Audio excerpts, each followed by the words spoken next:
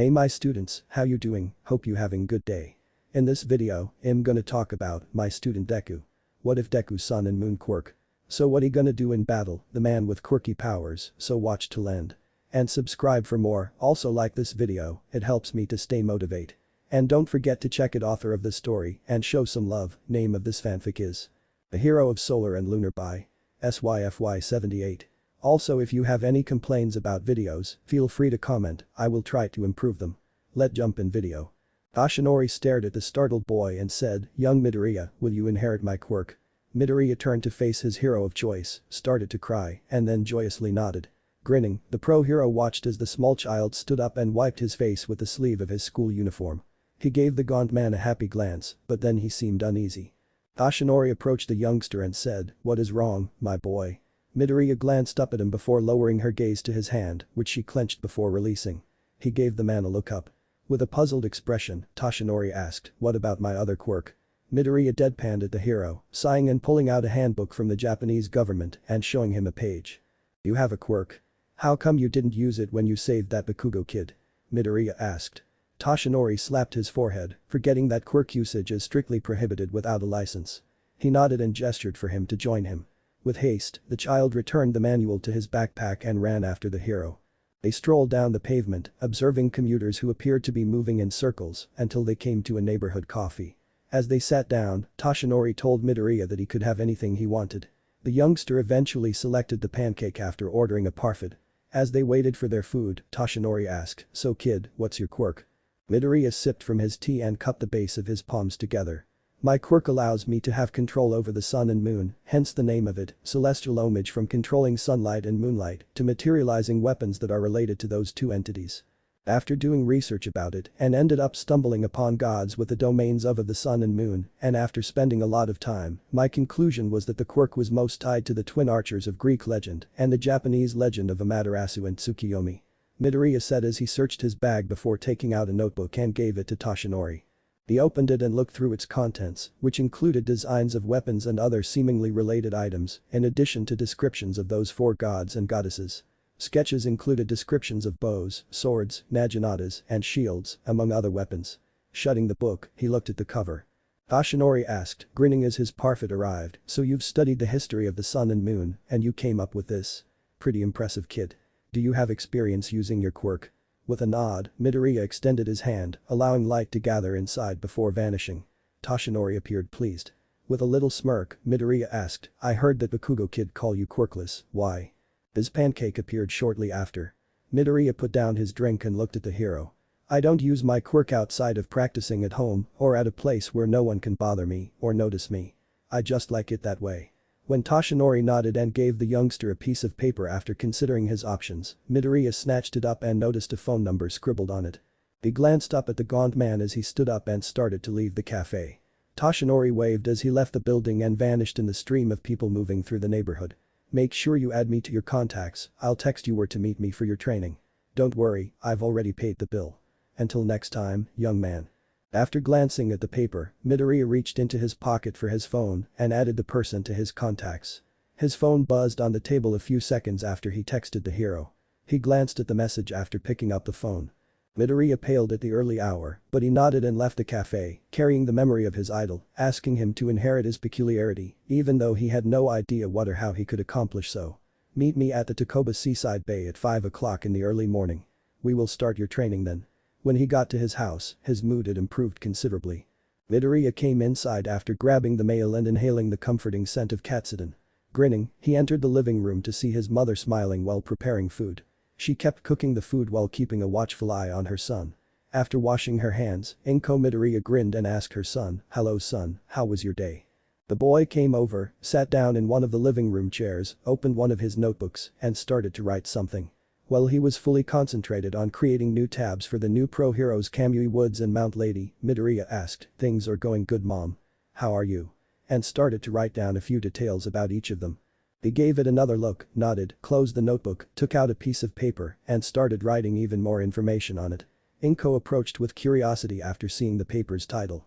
Inko turned around and went back into the kitchen, saying, "UA entrance exam training goals. Are you planning on taking the entrance exam coming up soon?" Dear, it's about 10 months until then, remember to relax and don't wear yourself out until then. Try to train and then take a break, rinse and repeat. Sighing, Midoriya examined the paper in his hands before hurriedly racing up to his room and taping it to the door. His mother called for dinner and he nodded before racing back down the stairs. Following a delectable dinner prepared by his mother, Midoriya went to bed and lay in bed, thinking back on the events of the day. Shaking his head, he relived the events in his thoughts, still taken aback by the unexpected turn of events that occurred today. Midoriya wasn't upset about it, in fact, he was overjoyed and amazed that he had the opportunity to meet his idol, despite the fact that he had disclosed what had happened to him. This somewhat disappointed Midoriya because his idol's real appearance was, to put it mildly, mediocre. The walk to Takoba wasn't too far from his house, so he laughed and set his alarm for 4:30. He waited till the tension relief finally overcame him. In order to begin his training, Midoriya grumped as he jogged the entire distance to the location where Toshinori planned to meet him the following day. He was able to maintain his speed after a few minutes of jogging, and soon he reached the shore. He raced over to All Might upon seeing his massive build. With his signature smile, the pro hero turned to face Midoriya, who was sprinting towards him. Midoriya bowed and said, "Ah, young Midoriya. Are you ready to start your training?" The boy's eyes were a silvery green color, and All Might observed the silver light surrounding him. The small boy gave off a peaceful, tranquil vibe on him. He bowed down and asked the youngster, "What's up with your eyes and the sort of silver aura around you?" Midoriya turned to a broken washing machine, and his hand began to glow silver before snapping his fingers. "It's just an effect of my quirk, since the moon is up, my lunar powers are more enhanced, while solar powers are reduced to a mostly defensive quirk as the power is reduced significantly. Same goes the other way around. I'll demonstrate." It was destroyed by a smashing beam of moonlight, leaving a little crater behind. Subsequently, he turned to face a damaged refrigerator. His palm shone orange-yellow as he directed a ray of sunshine towards it, but it halted there and then vanished into thin air. There are no burn marks or indications of damage. The lack of power in his solar troubles somehow made All Might feel very melancholy, but he understood the drawbacks because they made sense. All Might sighing with satisfaction as he stretched his arms and heard his shoulder pop, saying, "Very impressive, young Midoriya. But, why hide your powers to your classmates? Surely with the power you have, I'm pretty sure you would have been guaranteed a recommendation to UA." He turned to face the thoughtful boy. "To be honest, I was actually quirkless until 3 years ago. When I woke up that day, I suddenly had them. I don't know all the details, but after being called quirkless your entire life, I guess you become more reserved. That's why I never told anyone except for my mum, and now you, All Might. I see. Well. Forget about that now, we have some training to do. Here is your plan for the next 10 months, as the entrance exam will be taking place in 10 months. Your body is developed, but you still need the training. The reason I chose this place for your training is to train your body while cleaning up this beach." Looking at the enormous quantity of trash piled on top of one another, Midoriya remarked, "Oh yeah, this spot was a tourist attraction and pretty popular in the past, but ever since then, it's been deserted and trashed. Well, it would be nice to clean this place. Alright, let's get started on your training." All Might yelled while pumping his fist. Midoriya started to imitate his mentor's movements, and they were immediately in the training. It was rather exhausting training with the world's greatest hero, as Midoriya panted when he was carried by his tutor in the early warmth. Midoriya carried All Might around the beachside afterward, feeling revitalized. He then set to work on the numerous rubbish mounds. Just as Midoriya was about to use his solar abilities to vaporize the rubbish, All Might instructed him to train his body, before focusing on honing his quirk and the power he would inherit from All Might. The small boy was thrilled by this and proceeded to clean the beach at a steady pace. He utilized his solar and lunar powers to assist with some of the heavy lifting, which involved All Might perched atop a refrigerator. His quirk was quite broad, so while he wasn't training, he studied it to see if he could get some influence and try some new things. He began perusing a number of applications and jotted them down in his notebook. He circled medical and healing for his solar and lunar powers, and water manipulation for his lunar skills as his first practice after going over what he had written down. After leaving his home, he turned to glance around when he noticed the wilting flower in front of it. Bent down, he decided to give it a go. He focused all of his energy onto his hand, enveloping the bloom in his sun energy. Midoriya stared at his palm, then smiled at the flower and got up as the flower started to shine and stood back up. He pulled out his notebook and put a checkmark next to plants before writing human under healing. After closing his notebook, he headed to the convenience store to get some green tea. He went down to Takoba at night and stood at the edge of the tiny beach. When he focused his moon energies and meditated, his skin glowed silver. When he opened his eyes and put his hands above the water's surface, he felt a tug of connection. He looked down at the water that was drawn to his palm and saw that the shallow end's water level was gradually rising in sync with his movements. He let go of his hands and turned off his power, allowing the water to return to its normal level. Stepping out of the shallow end, he looked at the moon, which always helped to settle his worries. Midoriya took a seat, enjoying the sound of the waves breaking and the peaceful sensation he had from unwinding under the moon. With the aid of his peculiarity, Midoriya was able to clean the entire beach after the first 5 months. He noticed a rising six-pack and a more defined body when he glanced in the mirror and felt his body transforming. He slightly flexed, revealing more muscle in his legs and arms. His body was in good shape thanks to his training with All Might, so he grinned. Impressed by his student's achievements, All Might gazed at the immaculate beach, which made his smile grow. He then took a hair strand out and went up to the small child. He gave Midoriya a strand of hair and she stared at it, then at the hero, then back at the strand. "Young Midoriya, you have far exceeded my expectations and even cleaned this beach in half the time. I believe you are ready to inherit my power. Please, eat this," Midoriya said. Gripping the strand of hair, Midoriya deadpanned at the shy expression on All Might's face. "Seriously? Well, yes, but it isn't ideal. But, you need to consume my DNA to inherit my quirk, one for all. The quirk is a combination of two quirks, one to stockpile power and the other to transfer the quirk to others. With this, my boy, you will become the 9th holder of this quirk. I'm sure you will be able to even surpass me and become the greatest hero of all time. All you got to do is believe in yourself and to always give your plus ultra." All Might said and directed Midoriya to consume the strand. He swallowed the thread to ease his anxiety, following his idol's fictitious speech. Disgusting as it was, he swallowed it anyhow, feeling that holding his stomach was vital. He felt nothing for a few seconds and turned to face All Might. All Might laughed and approached the boy's side, saying, "Nothing has happened yet." All Might replied, "You have inherited my quirk, how about you try a smash? Do a Detroit smash." After punching out a Detroit smash, a tremendous amount of force appeared out of nowhere and split the ocean water, paving the way before things returned to normal. Midoriya watched in astonishment, then stared intently and withdrew his hand. Detroit smash. He struck out, unleashing a devastating Detroit smash, but then many of his muscles tore, causing excruciating pain to shoot up his arm. Midoriya tried not to cry, but the anguish he was in was too much to handle as his arm began to flow heavily. All Might hurried over to face the boy, her anxiety growing. Just as he was going to transport him to a hospital, Midoriya intervened. The moon seemed to light even brighter when he held up his hand and it seemed to be synchronized with his arm, glowing silver. The green-haired lad felt the pain subside and slowly got up, almost falling. His hand began to heal itself. All Might captured him and the pro-hero saw his pupil go to sleep, then smile. All Might gazed at the moon, which was even brighter than before, and murmured, "I'm proud of you, my boy." The hero felt a soothing presence sweep over him once more. Ever since All Might gave Midoriya one for all, he has been training celestial homage in addition to that. He finally broke multiple fingers and subsequently his arms, but he gradually had Ofa under control to the point that he wouldn't get wounded the first few times he used it. He would then use his sunshine or moonlight to heal them. It enhanced his healing with his other quirk and assisted him with his endurance with Ofa. In addition, he would practice his celestial homage strikes. He learned how to manage the energy in this way, and although it was a minor method, he was able to train the quirk by using the light energy to create mini targets. He fired multiple moonlight beams and saw as his training dummy blew up. He discovered that his assaults for sunshine were so fast that they could pierce through anything when he was practicing with sunlight. After he had finished honing his peculiarity, he would turn his attention to the weapons he could call forth. He could call forth a sword, shield, and bow for solar.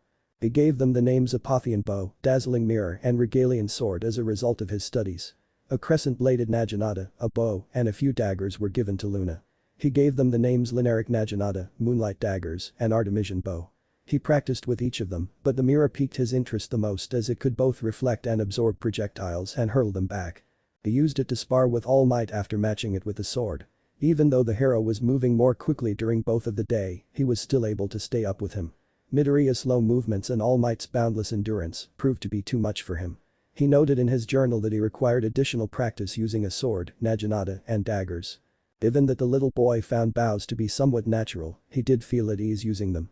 "Bullseye," said Midoriya, pulling out his Artemisian bow and hitting multiple consecutive bullseyes. All Might nodded, seeing his student's control over his eccentricities growing steadily. Midoriya gasped since he was out of arrows. However, he managed to make some by pulling the string back, but this gradually depleted his energy. Before he was helpless, he counted 30 arrows. Using his Apotheon bow, he tried it and received the same outcome. It seemed as though the two celestial bodies revitalized him, thus he did rapidly restore his vigor. After the following 5 months, Midoriya had grown significantly at that time. He was able to reduce it by 15% using his training approach after working with OFA. Use OFA until his body began to fail, then use his healing to make up for any injuries he had until he reached a place where he could use OFA for extended periods of time without endangering his health. He was able to become proficient with a bow and develop a number of new strikes for celestial homage that utilized both solar and lunar energy. In addition, he developed a number of defensive techniques from his sparring sessions with All Might. When Midoriya ended his last training session for the 10 months, his body was well developed and he grinned at his guru, who was still gaunt. "The exam is today, are you ready?" Toshinori questioned as he gazed over his pupil, noting the resolve on his face. With a nod and a thumbs up, Midoriya sent his mentor on his way to the Hero Academy. With a smile, Toshinori watched his student gradually fade from view. He then turned to face the morning, grinning as the breeze blew gently, creating the impression that the day was going to be extremely nice. After waiting a long time for this day, Midoriya rushed with excitement, passing many people on his route to his ideal school. When he arrived, he was astounded to see streams of people entering the building presumably to take the entrance exam. He exclaimed, "Whoa." As he walked to the assigned spot to complete the written component of it, gazing at the academy. He entered the building where he was allocated and took a seat in room 204, gazing out of the window with a broad smile on his face. He saw that there were other individuals there already, but they were all seated at the back of the space. When it came time to take the test, he chose to sit in the front of the class and watched as students began to trickle in. After shutting the door, the chaperone started outlining the test. She set the paper down on the table following the lengthy talk. Flipping to the top page, Midoriya read the questions and sighed, "Okay, you may begin the test." He expected the test to be simple because he had spent the last 10 months studying for it and he had a genuine hero by his side to assist him. He breezed through the entire test. Midoriya completed it first and got up to turn it in. The examiner snatched up his paper and gave him a condescending glance. "Are you sure you want to turn this in now? You have 45 more minutes to finish the test. I highly doubt that someone that actually wants to attend UA will take so little time on a test," she responded. Regardless of what she said, Midoriya nodded and returned to his seat without saying anything. He noticed that some people were laughing at him while others were staring at him with disdain. For the next 45 minutes, people were turning in their examinations and passing by his desk, giving Midoriya stares. He was anxious about all the looks he was getting, but he felt incredibly sure in his answers. The examiner left the room with a stack of exams after the final test taker, and soon after, everyone was chatting about Midoriya and how, they believed, he practically breezed through the exam. He rushed through the test. "Well, one less person that isn't fit to be a hero. What an idiot. I'm so glad that I took my time on it, I have a chance of passing it." As he played around with his thumbs, Midoriya moaned, waiting for the exams to be assessed and the grade to be revealed. Everyone was instructed to report to the auditorium near the building's entrance over the intercom, which went on. While some were discussing the top exam scores, others were grabbing their belongings and heading to the assigned spot. They were all laughing and joking about various things. Even though Midoriya's heart was racing from all the attention he was receiving, he chose to ignore the individuals who were making fun of him as he passed by. The chaperones asked them to find a seat as soon as they arrived at their location.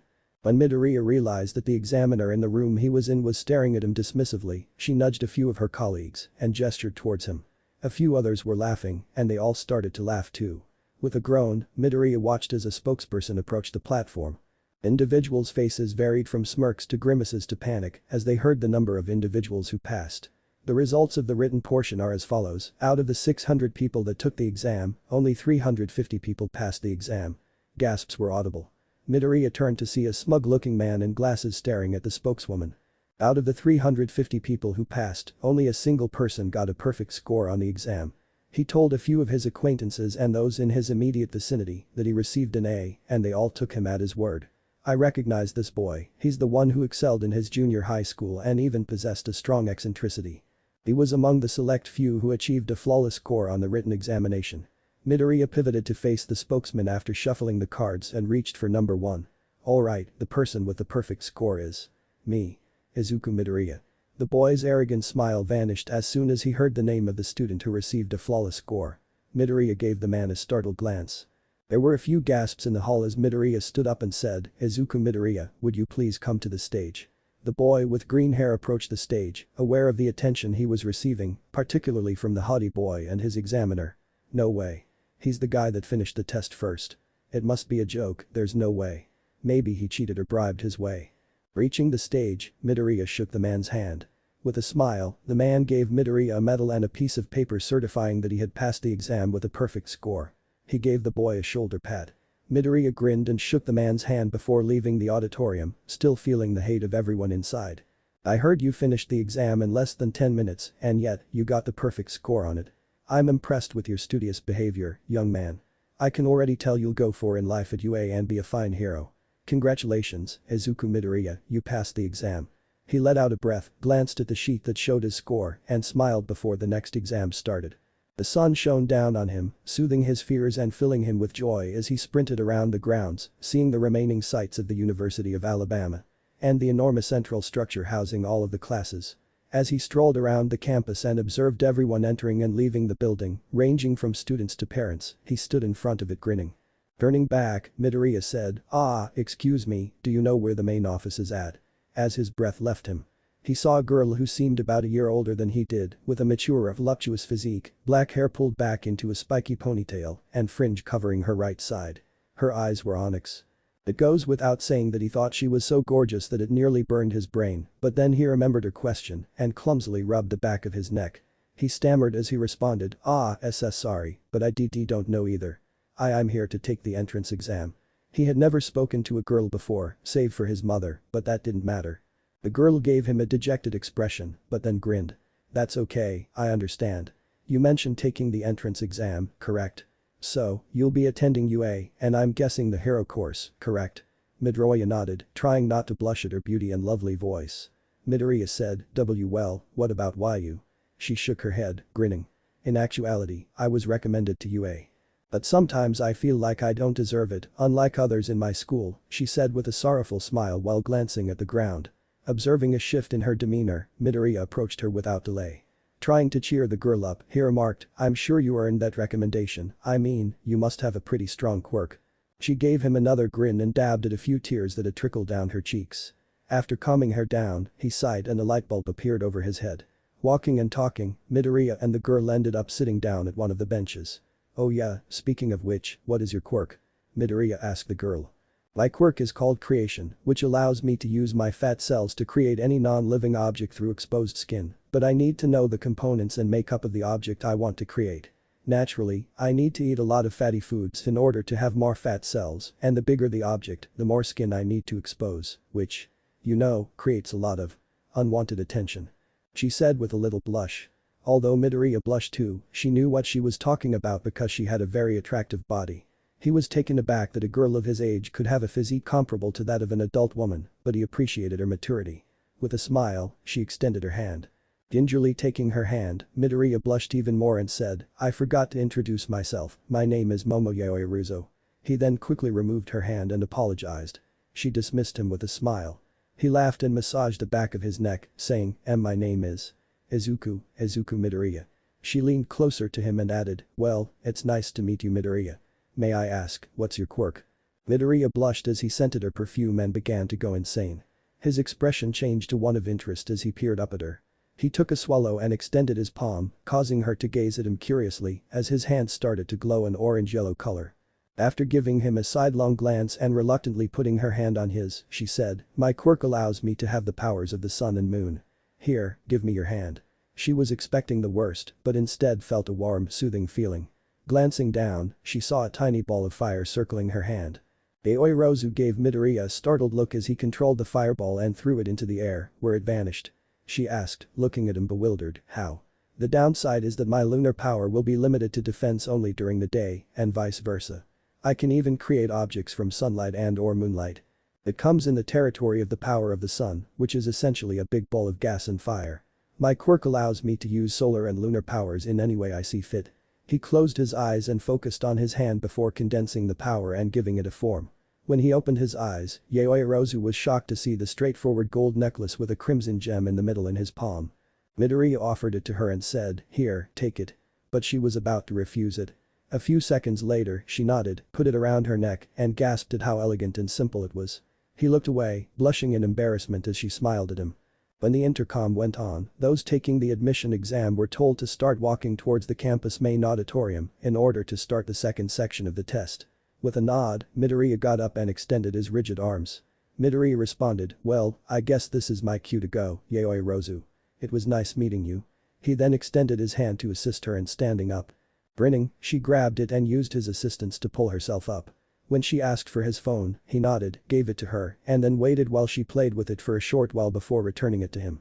"I gave you my contact information, it was nice to meet you. Make sure pass the exam and tell me how it went," Yaoi Rozu said. Even though Midoriya reddened even more, he nodded and moved in the direction of the auditorium. As he left, she gave him a wave. She cried out, "Good luck, Midoriya," as she noticed his form vanishing from view. She handed him her contact details with a blushing smile. Then, blushing even more, she touched the necklace he had given her, grasped it, and grinned. The stress she had before meeting him vanished from her presence since she felt so at ease with him. In his presence, she felt serene and at ease, she felt, to put it mildly, guarded. She laughed and shook her head, thinking he would pass the test. Please, be safe. She let out a sigh and turned to face the sun, sensing the same warmth on her skin as she had when she was close to Midoriya. She also cherished it. Midoriya entered the structure and sat down towards the back because he was still receiving looks towards the auditorium. "That's the kid that rushed through it and got perfect score on it. Do you think he cheated?" All he wanted was to begin the second part of the test and move on from all the rubbish and chatter. As more and more people arrived, he watched as a few of his classmates arrived. A little later, he noticed Bakugo following them. He turned and scowled at him with a frustrated expression on his face. The blonde sat at the end of his row, his feet propped up on the chair in front of him, and Midoriya merely stared at him, glaring at anybody who dared to look at him. The lights went down as the theater filled up and a figure approached the stage. Midoriya watched in delight as spotlights came on and concentrated on that one individual. "Hey everybody, welcome to the entrance exam. Can I get a hey?" The pro hero present Mick exclaimed, cupping his ear in the process, but quiet fell upon hearing him speak for a solid 30 seconds, while Midoriya gawked and peered at the pro hero. Midoriya was hopping in his seat and exclaimed, "Oh my gosh, that's Present Mick. I always tune in onto his talk shows, so cool." Bakugo put his hands into his pockets and muttered, "Damn nerd." The pro hero laughed and looked around the room, drawing murmurs from the individuals staring at him strangely. Present Mick touched a button someplace, and a screen appeared. Tough crowd, eh? Probably from the written portion, but. It then went to a slide showing an image of a metropolis and 4 silhouettes of what appeared to be robots. Next, a picture with a range of 0 to 3 was accompanied by point values.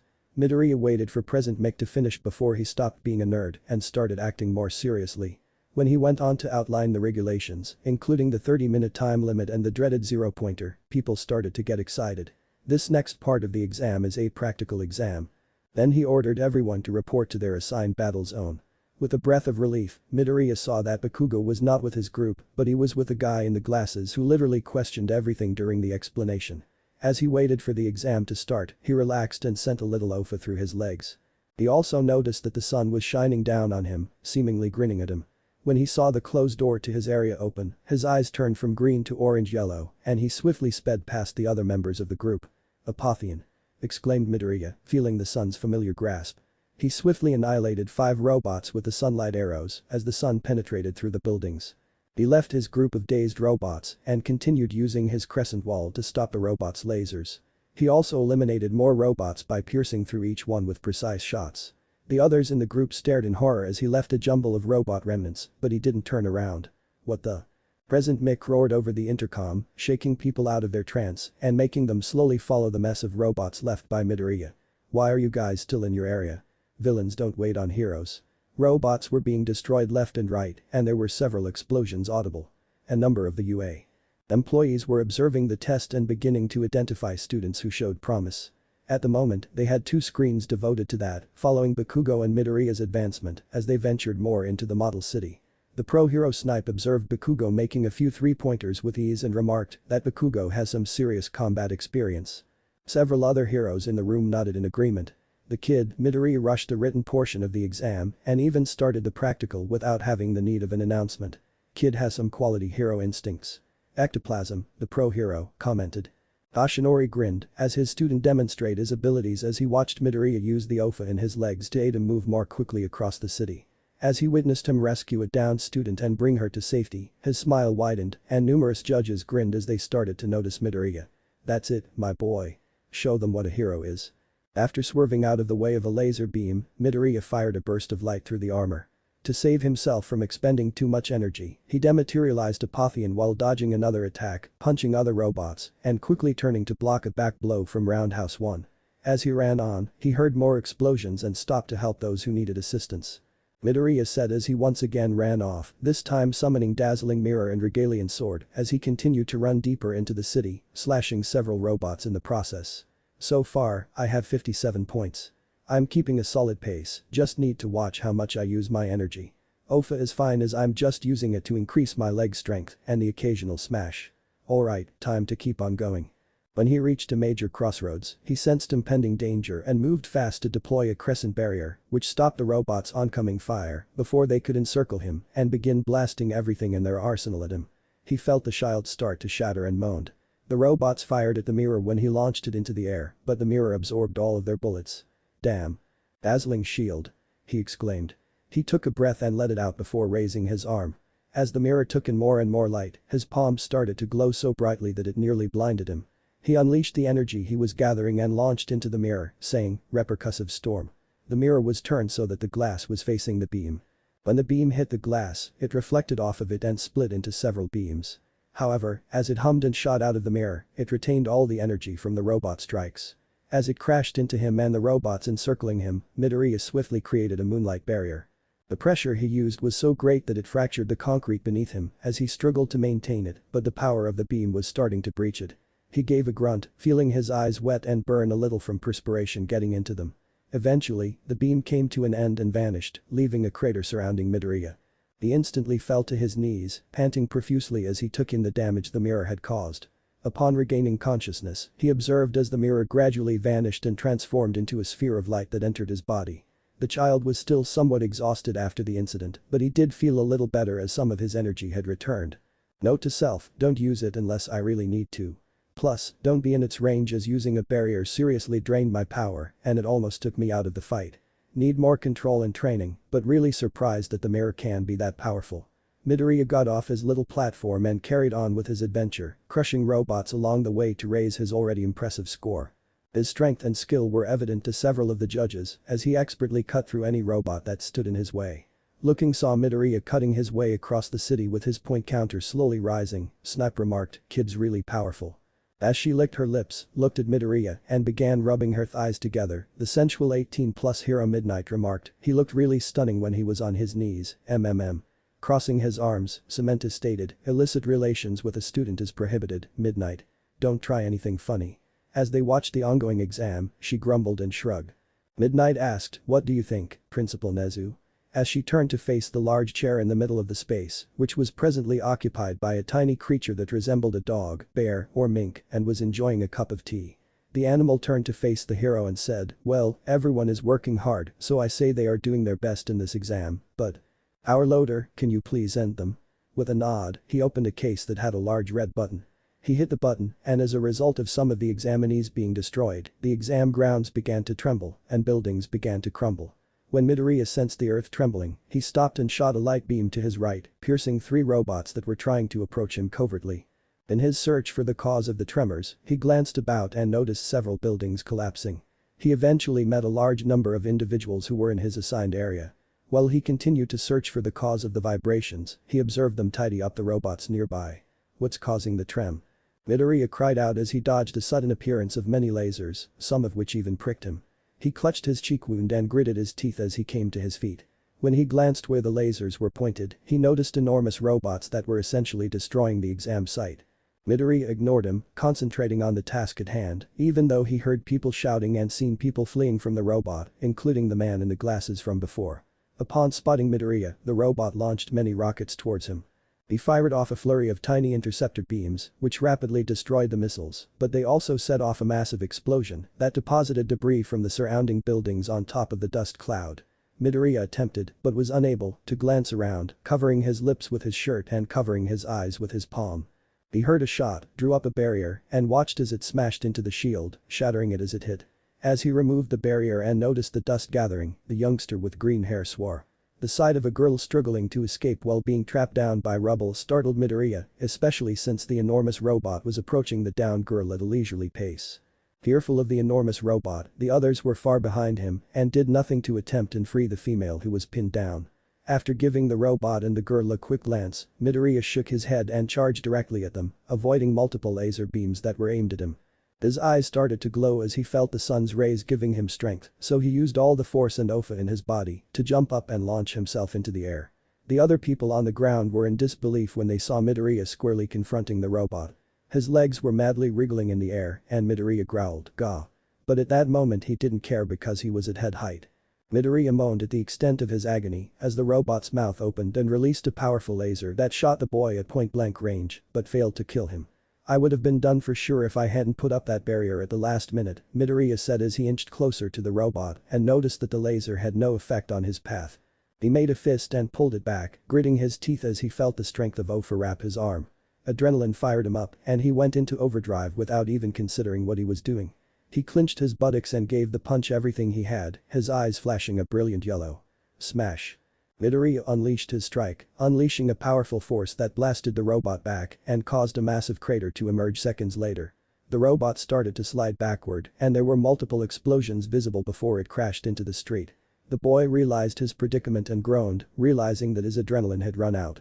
Due to an overjump of OFA power, he fractured both his legs and his right arm. He started to fear because there was nothing he could do to stop his fall, except hurt his left arm from being hit by the point-blank laser. While silently praying to his mother and any higher power, Midoriya screamed, "Crap, at this rate, I'm going to become a pancake." While unconsciously holding out his slightly less broken hand in front of him. As he approached the ground even closer, he felt a start as his swift drop slowed and he was only a few inches off the ground. Without warning, he fell to the ground, clenching his right arm as he did so. Searing anguish immediately engulfed the child. The pinned girl panted and gave a sickly thumbs up before putting both of her hands on top of her mouth. He noticed her and grunted in pain. Although she didn't look good and eventually threw up in front of Midoriya, he didn't really notice because he was too preoccupied with his own discomfort. However, he did hear her retching, which almost made him throw up, but he refrained from throwing the salad. His vision quickly became obscured by darkness as he lost consciousness from exhaustion and fatigue. The girl stopped vomiting and just lay there under the rubble, looking lifeless. Slowly, as they peered at a distance, people started to assemble around Midoriya. While everyone was whispering about him and his strength, the glasses lad cast a cold stare at the fallen boy. As he began to comprehend the actual nature of the exam, he cast a glance over the freckled lad and said, he rushed in to help her without a second thought, but why? Could it be? The girl was still feeling sick, so the male pushed his glasses up and looked over the two persons who were currently down, focusing more on Midoriya. The exam field erupted in cheers and groans as the intercom rang, announcing the end of the 30-minute period. People had crowded around Midoriya, staring at his mutilated corpse. His right arm was mutilated and both of his legs were twisted in directions that many of them had no idea they could bend. A lot of people winced when they saw the youngster's injuries, but even more so when they saw how much damage the boy had done to the robot. "Whistle, that kid did a number on your robot, a power loader." Snipe shot back. But the aforementioned hero departed to retrieve the shattered robot. Midoriya's strength astounded a few of the judges and they began to debate the subject. When the youngster outperformed him, Toshinori grinned broadly at him. However, when he noticed the injuries the boy had sustained, he grimaced and made mental notes to take care of it. Principal Nezu sipped his tea and looked at two monitors with Bakugo and Midoriya on them, saying, "Very interesting group we have this year." A scruffy man in the back of the room studied the boy's information, his bored eyes flickering over Midoriya's photo on one of the screens. This kid. Upon waking up, Midoriya realized he was in the infirmary and saw a recovery girl had opened the curtain to his bed, staring at him before repeatedly striking him with her stick, prompting the youngster to sigh in an attempt to deflect the blows. After a few minutes, she came to a halt and held his hands, revealing to him the scars on his legs, fist, and arm. The number of bandages on his body suggested that he had done some severe damage, and he knew it. Recovery girl gave him a sucker and escorted him out of the infirmary, saying, "Look Sonny, these injuries can't be constant as I can't fully heal your injuries every time. It will affect your body eventually, but for now, you're good to go." After noticing the flood of people leaving the campus, Midoriya turned to face the door before leaving the building. Assuming the exam was completed, he began to leave the school. He looked at the time and saw that midday had already passed. Upon reviewing his messages, he came upon one from the girl he had met earlier in the day. He stared at the screen and said, "Hello, it's Yaoi Rozu. How was the exam?" Before starting to text. A message appeared on his screen a few seconds later, saying, "It was good, it just ended right now. What are you doing?" He took a position away from the gate. Midoriya turned to see Yaoi Rozu standing next to him, grinning as she waved her hand and took a position in front of him. That's great. I'm currently standing right beside you. He gave her a smile and flushed. Midoriya said, what are you still doing here, Yaoyorozu? As they stepped apart from the gates, drawing unwelcome attention as others started focusing on Yaoyorozu's body. The girl squirmed in discomfort as the intensity of the looks made her anxious. Boys and men were examining her body like ravenous tigers, while women and girls were staring at her body with jealousy. When Midoriya saw multiple efforts at catcalling, he became frustrated and realized this. She used Midoriya as a barrier to protect herself from them, and he felt her tighten her grip on his arm. The sensation of her body pressing against his arm made the youngster swallow nervously and blush profusely, but he controlled his emotions and guided her away from the unwanted attention. After a few minutes of strolling, they arrived at the neighborhood ice cream shop. Yaoyorozu ordered a triple banana split, but Midoriya settled for a plain Neapolitan in a bowl as they took a seat at a booth. He took small spoonfuls of ice cream and smiled when she groaned with delight, watching her eagerly devour the dessert. Grabbing a serviette, she wiped the chocolate drip off her face. She bowed slightly and said, I will repay you in due time. I would like to thank you for what you did back there and for the ice cream. Midoriya stammered, and no. It's fine, you don't need to do that. Which made Yaoyorozu laugh hard. Soon after, he joined her, and they resumed savoring their delicious cold delicacies. After they had a little debate about who should pay the bill, Midoriya paid for the two of them when they were finished. Together, they left the parlor, and Midoriya spoke about the exam and how he felt about it. She listened intently, but every now and again she scowled, grabbing his attention, but she didn't challenge anything. Walking back to the station together, Midoriya ended up following her as a kind of shield against lustful men and jealous women. He took out his phone, sat next to her, and began to read through a plethora of hero profiles, absorbing a great deal of information. He turned to face Yaoyorozu, but her head was slowly leaning on his shoulder as she dozed out. The contact caused the boy's face to flush immediately, but he soon composed himself and let her go as the train sped through the twilight. The brilliant jumble of hues blended into the sky. Her little snores made Midoriya smile, and she gently started to curl up on his arm. Yaoyorozu yawned and spread her arms as Midoriya gave her a gentle shake and said, we're here. When she saw she was on his back, she yelled and looked down. As soon as she flushed, she realized they were strolling down her street. With a chuckle, Midoriya said, how did you know where I lived? Before carrying on with her stroll. He laughed awkwardly and scratched the back of his neck. Well. I heard you say your address in your sleep, so. Sorry. She gave him a quick glance, then giggled and put her arms around his neck to give him support. She gestured towards a home. That's my house, Midoriya. He almost let her go as he turned to face the house. His gaze strayed across the home, taking in the vast estate with its copious amounts of garden and ornamentation. It appeared incredibly opulent, almost like a palace in several ways. That's your residence. When Midoriya approached the gate, she nodded, hopped off his back, approached the gate, keyed in a code, and the gates opened, allowing her to enter and turned to face Midoriya. Midoriya, I had a great time today. Good night, hopefully we can do this again. The boy turned around and walked back towards the station, the memories of today lingering in his mind as he looked up at the clear night sky. He whistled into the night and made his way back home. She waved and dashed up to her porch and entered her house. Following the exam, a few days later, Midoriya glanced down at the envelope bearing the seal of the UA. He studied it for a few minutes before grabbing its edges and tearing it apart, causing a little metal object to drop out and clatter onto the desk. What's this all about? When he clicked the red button at its base, a holographic screen appeared, surprising Midoriya as it started to play. All Might appeared in a business suit, and the cinnamon bun gave a big smile upon seeing his mentor. Everything is possible. Yes, I am here. Like a hologram.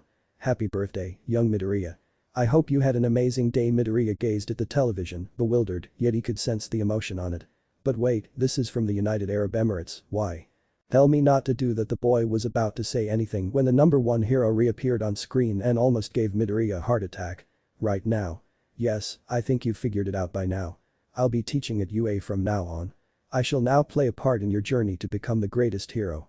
It's kind of neat. A hand was trying to gain All Might's attention from the side of the screen, but the hero wasn't giving it any thought. Midoriya sighed, unable to resist grinning at his mentor's antics, and then he noticed the hand finally catching All Might's attention. What? I have 5 minutes left, you said. But I have to talk to the boy. What? Must I perform more than 100 of these? Oh dear, I should really finish this. In any case, I'm here to inform you of your exam results. You already know that you passed a written exam with a flawless score. Really diligent, my son. Regarding the practical test, kindly check out the result. A screen appeared behind All Might and the camera moved to show a scoreboard with all of the various scores on the panel. It scrolled up until it got to the top 10 exam takers and Midoriya grinned when he saw his score. All Might then reappeared on screen, grinning broadly. You saw that you had 60 combat villain points, which put you second only behind young Bakugo in that category. However, this test included rescue points in addition to robot destruction. You showed during the exam, little Midoriya, that we weren't going to overlook heroic deeds. You receive 75 rescue points for that. And for helping you to safety, that girl you pulled out of the wreckage gets 45 rescue points. As a result, you are the only person to have ever achieved a score higher than 100 on the exam, having received the highest score possible. Well done. I'm happy for you, and don't forget to give it your all. Midoriya grinned broadly at the screen and began to cry with joy upon passing the exam and placing first in the class. I succeeded. As he exulted in his accomplishment, Inko gazed at her son in silence, grinning. She soon parted ways with him, her smile never disappearing. Come on, Midoriya, this is your academic hero. Come on. There was a faint beeping noise in his room and he looked around confused, trying to find the source of the noise until he finally landed his gaze at the hologram. All Might's wide grin and his outstretched arm made Midoriya smile as he looked down at his fist and clenched it as he looked up at his idol. He nodded as the hologram shut off. Self-destruct sequence activated. Oh my god. When Inko heard a boom coming from the kitchen, she ran upstairs to her son's room and hurriedly opened the door. Son. Are you alright? It looks like a bomb went off in his room, everything was blown out of place, she uttered in a panic as she saw the state of his room. Which included sulfur salt or whatever substance covering Midoriya from head to toe and Inko hastily running over to her son as he coughed up smoke. Izuku, are you alright? Should I call for an ambulance? It took him 20 minutes to finally calm her down and even then, she nearly called the emergency room, which he had to stop her from doing. After that mess, he checked his phone and it seemed he had a text from Toshinori. Inko yelled, looking all over her son. Midoriya sheepishly smiled and assured his mom that he was alright. Meet me at Takoba at 9 p.m. Okay. After eating dinner, Midoriya headed over to his training ground where he saw the tall, lanky man as usual. The boy smiled and went over to greet him, joining him as they watched the rising moon from the horizon. Midoriya felt instantly calmed as the tides were drawn to him and the shallow end of the water level rose slightly due to Midoriya's quirk, but not dangerously. Well done, young one. Once again, you surpassed my expectations. Tomorrow is the first day of your heroic life and your outfit ought to have arrived after you were accepted. Yes, you did get the uniform. Toshinori turned to face the youngster and he nodded. Then, they returned to staring at the moon, which was now encircled by stars that engulfed the night sky. They continued to do so until they parted ways, thinking about UA. And prepared to face whatever obstacle that lay ahead. The following day, Midoriya was astounded by the size of the door leading to his class, Class 1 of the Hero course. He swallowed, fumbling with his tie to his uniform, and sweat trickled down his back. Afterward, he exhaled and looked confidently at the door, pushing it open to reveal that a number of students, including Bakugo and the guy with the glasses from the exam, were already present. And why in the world should I follow your dreadful instructions? Bakugo said something to the boy, who just adjusted his glasses and bowed to the blonde hothead. Midoriya heard. Tenyuida is my name. Greetings. I'm from Samei Private School. With a predatory smirk on his lips, Bakugo looked at the youngster, clicking his tongue in frustration. The boy muttered. Ah, what a hotshot elitist jerk, huh? I'll have fun fucking nerding you in the ass. Iida flinched away from his crude language. Would you like to be a hero? Iida then turned to face Midoriya and bowed and he began to introduce himself again, but the lad with the green hair cut him off. I have to express my regret for not understanding the actual goal of the test. You've got it figured out and I can learn a lot from you. Iida bowed to Midoriya again, making the kid blush with shame. He felt eyes on him, staring at him, until a girl appeared in his view, her pink complexion and dark eyes making her appear almost extraterrestrial, as she bounced joyfully in front of Midoriya. You're the one who aced the written exam and placed first in the practical exam. Whoa, you really have to be strong. In any case, I'm Mina Shido. I'm glad to have met you, Midoriya. She was beaming, and her contagious smile made Midoriya smile too, her infectious personality overwhelming him. He laughed when he felt someone tap his shoulder, turned to see the brunette girl he had saved at the exam, and she smiled back at him, her bubbly smile too. We're in the same class, wow. That's awesome, and I wanted to say thanks for helping me out during the exam, She offered him a bashful look as she began to consider. He extended his hand to the girl and said, my name is Midoriya, pleased to meet you. She cautiously took it and shook it. Hello Midoriya. It's Uraraka. Nice to meet you. Likewise. Just like Ishido, Uraraka had a bright personality and an infectious one at that. People started to trickle in and eventually they managed to cap it out at 20 for the time being. Midoriya noticed Yaoi Rozu and tried to wave at her to get her attention, but she didn't seem to see him and started talking to some of the other students, which made him sigh in defeat before he heard the door to the room open and saw a man who looked extremely dead both inside and outside and who was wearing a white scarf. He was carrying a sleeping bag with him and he was walking to the front desk where everyone just stared at him as if he was lost in thought. This isn't the time to be hanging out with each other, so put these on and meet me at the practice field. He set up a number of exercise uniforms and walked out of the room, leaving everyone staring at each other, with the exception of Iida, who picked up a uniform with his name on it and left the room to change into it. Midoriya was the next to wet up and found the one with his name on it, hurrying to the changing room to put it on, amazed that it fit him perfectly. After that, he headed to tea. A few of them flinched uncontrollably when he remarked, "You guys were 5 minutes 47 seconds late, there is no late time in the hero course." He led them to an open field and stood in front of them. "I'm Aizawa and I'll be teaching your homeroom. Anyway, come forth, Midoriya," Aizawa said, staring straight at Midoriya as he stepped cautiously forward, Bakugo glaring at him. "Even though you scored the highest on the entrance exam, you won't become a hero because of your careless use of your peculiarity. In any case, without your quirk, what was your shot put distance?" Although Midoriya felt a little insulted, he reasoned that lash out would get him put on the first train of banishment. 43 meters. He said, turning to face Aizawa, who had approached the boy with a shot put ball in his hands. Midoriya was taken aback by how light the ball was compared to him. This could have been due to the sun's strength or the all-might training that had increased his physical strength. Regardless, Aizawa gestured for him to approach the circle and stand in it. "This time, use your quirk and don't hold back, or else." He left the threat hanging, sending chills down Midoriya's spine, but he sighed and went into the circle holding the ball. He powered Ofa through his arm at maximum power and prepared to throw it. He threw it with all of his might and launched it, staring in horror as it only made it to the 20-meter mark, making several of his classmates giggle at the low score and Bakugo laughing uncontrollably. Midoriya was staring at his hand with horror, feeling really shaken up from that. "Don't worry, Midoriya, I merely removed your oddity. Like the exam, you were about to break your arm again. A hero who injures themselves is a liability later on." While everyone else stared in amazement at the erasing portion, Midoriya looked shocked at Aizawa. "Think hard about what you're about to do next. You're the erasure hero, Eraserhead, but wait. A hero with the ability to erase peculiarities, who is known to be extremely reclusive and dislike the public. Is that you?" Really, with a look of excitement on his face, Midoriya spoke and Aizawa only gave him a quick glance before groaning. "Just threw the ball again," he said, watching Midoriya's every move. The boy was in complete chaos, not knowing what to do until he felt calm and looked at the sun, which was shining brighter than usual. He smiled, looking forward and letting the sun's energy take him as it flowed throughout his body, then he powered up Ofa through his arm and got ready to throw it again. He then gave it everything he had in the throw, concentrating all of his energy into a single point and released the ball, leaving a trail that caught everyone's eye as it vanished from view. Midoriya turned to Aizawa, his arm numb, and some wounds appeared all over it, though not as bad as in the previous encounter. "Mr. Aizawa, how was that?" Midoriya said, clenching his arm in agony, but he could still move.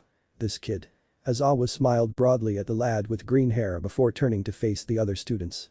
"All right, everybody, these are some tests, take them, and the person who scores the lowest will be kicked out." Got it? After saying this in a serious manner that alarmed a few, Aizawa turned to face Midoriya and held out a screen with a number on it. 5,102 kilometers, excellent work. After saying, "Go get yourself checked out, you're exempt from the tests," he left. Midoriya watched Yaoi Rozu approach their teacher. "Mister? Could I kindly take Midoriya to the hospital?" Aizawa. The two of them walked in silence as they left the practice pitch. Midoriya stopped Yaoi Rozu and asked her to wait for a bit, to which she nodded.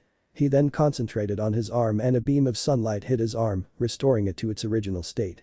She ran up to him in concern as he fell to his knees and was perspiring really hard. She asked and he nodded before walking off. She then turned to him and smiled, catching up to him and making their way to the infirmary. "Are you alright?" With a sigh of disdain, he accepted and finished the entire bottle of water shortly after, saying, she said as she materialized a water bottle and handed it over to him. After she helped him up, they continued on towards the infirmary on behalf of Yaoi Rozu's concern for his health. Midoriya initially refused, but she glared at him, which nearly caused him to wet his pants and agree to do so. "Is it the result of using your quirk on your arm?" He blushed and pulled away from her as she questioned, gazing rather frightened at him and getting fairly close. He scratched his cheek and gave her a nervous laugh before turning to face her with a serious expression that made her turn to face him. "Yes, what you observed there. I break the portion that I use too much power on when I use too much power. It demonstrates my inability to control that strength, but I will eventually succeed in doing so to become the greatest hero of all time. Yaoi Rozu was taken aback by his remarks, but she soon grinned after hearing his conviction and feeling touched by them. I guess I'll follow you on your quest to become the greatest of the best. You're using that ability very carelessly right now, so I'll have to intervene to correct you, alright. With a sly smile on her face, she spoke. He laughed and nodded as they got to the infirmary. Needless to say, Recovery Girl didn't like the visit and gave Midoriya a hard hit with her stick, shocking Yaoi Rozu as she tried to stop a hero from beating him up anymore. After she stopped, she checked his arm and performed several other assessments before informing him that he was fine for the time being, but that the ligaments in his arm were wearing down from the 2 injuries, so she advised. Iida remarked, "Good to see you in good health, Midoriya." Midoriya grinned and thanked him, then noticed a few more students from his class walking up to him, starting with a retard with spikes on his head. He extended his hand to greet Midoriya. "My name is Kirishima. When you threw there, you displayed some incredible strength." Midoriya looked at him, then smiled and shook his hand firmly. They both smiled at each other, but the girl with the pink skin broke the handshake and grabbed both of Midoriya's hands. "It got me pretty pumped up, sadly that you didn't do the other tests, wished I could have seen more of that power, Midoriya." "Hello. Ashido Mina. Deku, you can call me Mina. Although I did introduce myself in class, I had hoped for a more formal introduction. I'm glad to have met you," she exclaimed with happiness. Midoriya smiled at her antics, but frowned a little when he heard his nickname, which didn't go unnoticed by Yaoi Rozu and Iida as they looked at him with some curiosity, but also worry. Midoriya forced a smile out for Ishido's sake and chuckled genuinely when her and Kirishima were arguing over something. He then turned towards the blonde with a black lightning bolt in his hair and a girl with short purple hair, with the earjacks hanging from her earlobes. "Hey, this is Jiro, and my name is Kaminari." "It's pretty cool to meet you," Kaminari said, giving him the thumbs up, while Jiro just nodded. Midoriya smiled at them both and thought that he was in a class with a lot of cool people and that developing friendships and bonds would be a top priority because they would be in the same class for the next 3 years. He then turned to look at Iida and Uraraka, looking at them bewildered. "Wait, what brought you guys here?" Uraraka grinned and put her hands together as she asked. "We were hoping to have supper together, so we were waiting for you with pleasure." Iida cleared his throat and Kirishima and Ishido nodded. Midoriya heard this and turned to face him. "Given that we will be in the same class for 3 years, Uraraka suggested that we all get to know one another better. Thus, we concluded that sharing dinner together was the wisest course of action. We asked everyone if they would like to come, but all but Bakugo politely declined and walked out in a furious manner." Midoriya could only groan at Bakugo's attitude, but pleased at the idea of a small get-together. "Such crude behavior," Iida murmured. "Alright, I'm in. How about you, Yaoi Rozu?" He turned to her, but she seemed a bit off. He raised an eyebrow and placed his hand on her shoulder, which startled her, and that caused her defense instincts to kick in. She flipped Midoriya onto the ground with a loud thud, his face comically confused as he felt a blade pressed against his neck, which caused him to go into full panic mode. Everybody else looked on with confusion, except for Jiro, who whistled at Yaoyorozu's flip, and Iida, who was chopping the air as he told the spiky-haired girl that judo flipping people wasn't allowed in a school environment.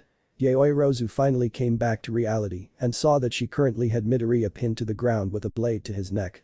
The boy, on the other hand, had swirls his eyes as he just laid there, confused and scared for his life. She then looked at everyone else and blushed before hopping off of the boy and quickly apologized to him before bowing. Midoriya slowly go up and waved it off like it was nothing, which inspired Iida for some reason. "Anyway, yeah, sorry about that, Midoriya. I believe that a wonderful way to begin the school year is to get to know one another better. Make fun of those who were unable to attend or who chose not to.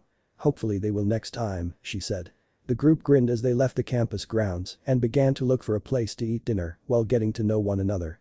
The group found a local diner that was well known for its delicious food, and the guys huddled together as they watched the girls do just that. The group found a table with girls in it, and the guys had the table across from them. After placing their orders, the groups had brief conversations inside their tables. Kirishima and Kaminari at least claimed to be discussing quirks in the apprehension test, while Midoriya and Iida talked about a variety of topics, including how they ended up at UA. This looks incredible. The girls were marveling at their food and saying their thanks and greetings before they all took a bite out of it. Needless to say, the reputation of the diner was 100% fact. Midoriya enjoyed his food while chuckling at Kaminari and Kirishima as they scarfed down their food, while Iida was telling them not to eat like that, but they kept on going. The girls chuckled at the boys' table as they enjoyed their food more mannerly. They were all discussing Yaoyorozu's quirk and asking a ton of questions about it while she tried to respond to them all. All in all, it was a great time as Midoriya learned more about everyone that had enjoyed the little bondin'. The moon was rising to take its place in the sky, and Midoriya smiled as the calming rays of the moon made him want to go to the beach and just swim for all eternity. Then an idea suddenly occurred to him as they continued to walk together. "You know, we should do this again," Kaminari said as they left the diner, paying for their food and even leaving an extra tip. They felt rather satisfied with the food and they all had a great time there. "How about we create a group chat for the class and exchange contact details? Tomorrow, we can obtain everyone else's. What do you people think of that?" Midoriya inquired. "I think Midoriya has a great concept there," Iida said, and they all took out their phones and gave each other their contact information before Midoriya made the group chat and smiled at everyone. They stopped at an intersection and said their goodbyes as they left, leaving just Midoriya and Yaoirozu to walk home together, which was rather convenient as she felt uncomfortable at night and had asked him if he could escort her home during the dinner get-together as a class. He accepted and walked towards her house, which was now pretty easy to go to, as he remembered the directions, and the fact that it was a big mansion made it pretty easy for him. They continued to walk in silence as the moon was soothing Midoriya's mind, and he felt like his connection with it was growing ever stronger, but still not strong enough for him, but he pushed the though back into his mind as he continued to escort her back to her house, making sure to make idle chat with her every so often. Once they made it over to her house, she waved at him before closing the gate to her house, and she left behind a smiling Midoriya as he left the area with a smile of his own. After they finished their little activity, he yelled, "Mom, I'm home." Upon returning to the living room, he saw that his mother wasn't there and looked at the clock, which was almost midnight. His confusion was evident as he looked at the clock and hastily changed out of his uniform and into something more comfortable so that he could sleep and regain his energy. The following day, since Midoriya was the first student in the classroom, he fell asleep at his desk and was only awakened by Iida, who reprimanded him for sleeping in the classroom. The day felt fairly normal, since some of the pro heroes were working with them on different subjects, such as science and English, and Midnight's class was studying history over hero art, which mostly consisted of her flirting with the class and the guys swooning over her, while the girls were giving the pro hero a deadpan look. Midoriya was too busy recording information that would come in handy later on because he had filled in more information about Midnight in his notebook, which contains all the information about a pro hero, starting with All Might, of course, and completed more information on Midnight. "Wow, that maths class was really hard, isn't that right?" Standing in front of Kirishima's desk, Kaminari spoke as they discussed their second experience. As he and his companion waited for their next assignment for the remainder of the day, he commented, "Dude, the English class, now that was the hardest yet." Suddenly, the room's door opened and a well-known voice resounded throughout the space. "I'm going to be here."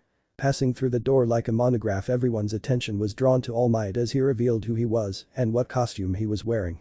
"It's All Might, wow. That must be the costume from his golden ages.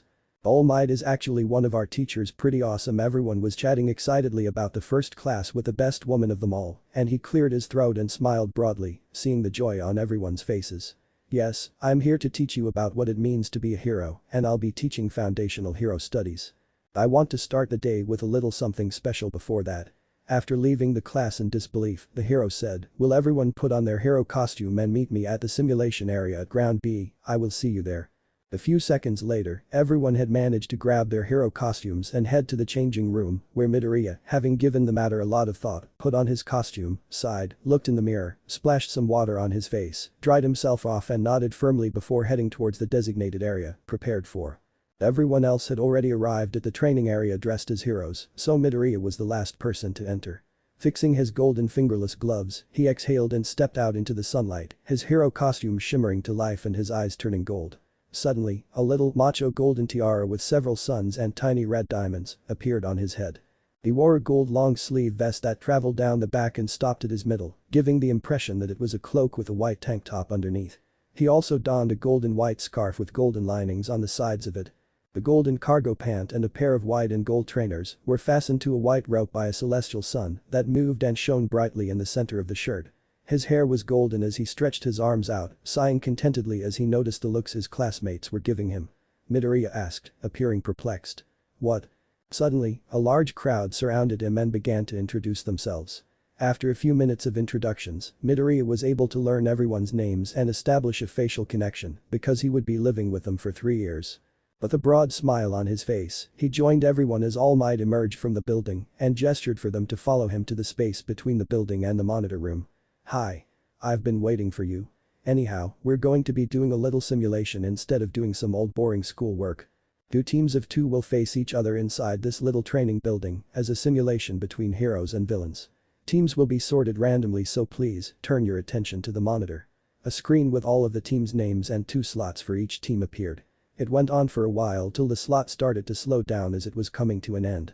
It abruptly stopped and Midoriya glanced at the screen before seeing his teammate's name. He turned and saw no one, but he did notice the gloves floating, saying, "Well, I guess we're teammates, Midori." He grinned at her when they were together, sighing as he felt somewhat guilty for missing her out of the blue. The invisible laughed as she stepped next to Midoriya and they stared at every squad until his eyes fell on a few that caught his attention. "Yeah, it's pretty cool, Hagakure." Yaoi, Rozu and Bakugo make up the last group, followed by Iida and Uraraka, Kaminari and Kirishima, Jiro and Todoroki. Midoriya clenched his teeth, realizing that his squad was losing the power battle because of Hagakure's peculiarity, which rendered her invisible all the time. She would be fantastic at approaching the simulation covertly, albeit he wasn't sure what it would imitate. A hostage situation? Or some sort of heist operation? Or is it? Hagakure pointed at All Might as he was reciting the rules, bringing Midoriya out of one of his little calculations triads. Everyone stared at the monitor before it selected each team's opponent, which made Midoriya bite his thumb. 15-minute time limit. This will simulate a bomb threat, so the villains will enter first. Victory conditions for the heroes is simply touching the bomb. Villains will have 10 minutes to prepare for it. As for the teams, once again. Look at the monitor. The one squad he was unwilling to play against was his opponent. With a grin on his teeth, Bakugo turned to face the boy with green hair and let off 2 bursts of explosives. Following that, everyone went their separate ways. Midoriya sighed as he watched Yaoi, Rozu and Bakugo enter the building. First match.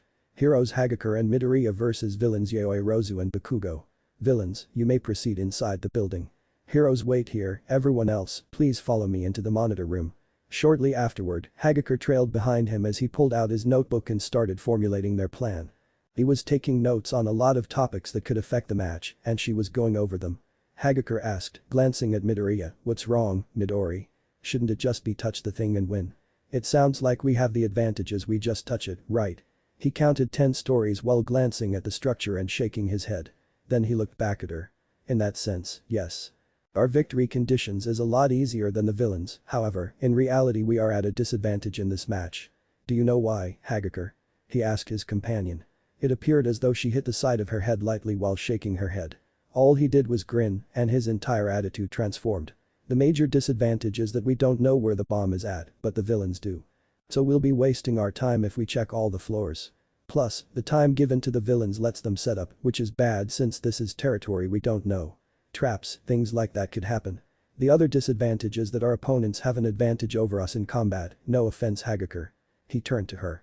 They carried on planning their strategy for approaching the building when she dismissed him with a wave and a thumbs up. Glancing at Midoriya, Hagakure said, "Well, what about Bakugo? He's really strong, his power he displayed during the apprehension test was scary." They had 5 minutes to start. Shutting his notepad, Midoriya shook his head and turned to face her. He said, getting ready and stretching his body out, "Their team is strong, however, Bakugo will most likely go off alone in order to find me. Yaoi, Rozu will be protecting the bomb, as her quirk is the perfect defense for it. Don't worry, I'll deal with Bakugo while you try to disarm the bomb." Hagakure joined him as the time ran out, almost before it was time to go. All Might exclaimed, "All right, heroes, you may proceed. Remember, 15 minutes. Hagakure nodded and they both started to walk inside the building, but Midoriya grabbed her hand and drew her away from the doorway. He gestured to the floor as she gave him a perplexed expression. She didn't see anything at first, but after a moment, she saw a glare that briefly made her blind. Before finding a different route to enter the building, he focused his energy and his hand started to glow. When he released it, a small ball of light appeared in his hand and then flew off into the building.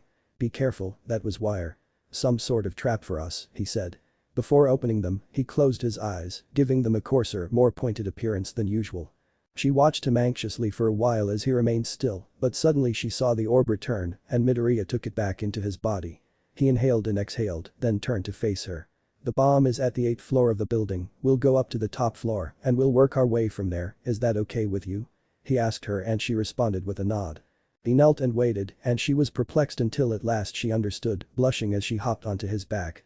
Feeling her squeeze herself into his back made him choke, but he forced his thoughts aside and drove Ofa through his legs. He made it to the top of the building and sat her down by using the building that was nearest to the main building. He asked her as he brushed off dirt that had gotten on his outfit, "Are you okay?" They both went from the top floor of the building to the 8th story, saying, "Yeah, anyways, let's go." Glancing around a corner, Midoriya gestured for Hagakure to approach. "Hey, from here, make your way down to the 8th floor, but don't touch the bomb at the center. That's a decoy and a trap, so watch out for that.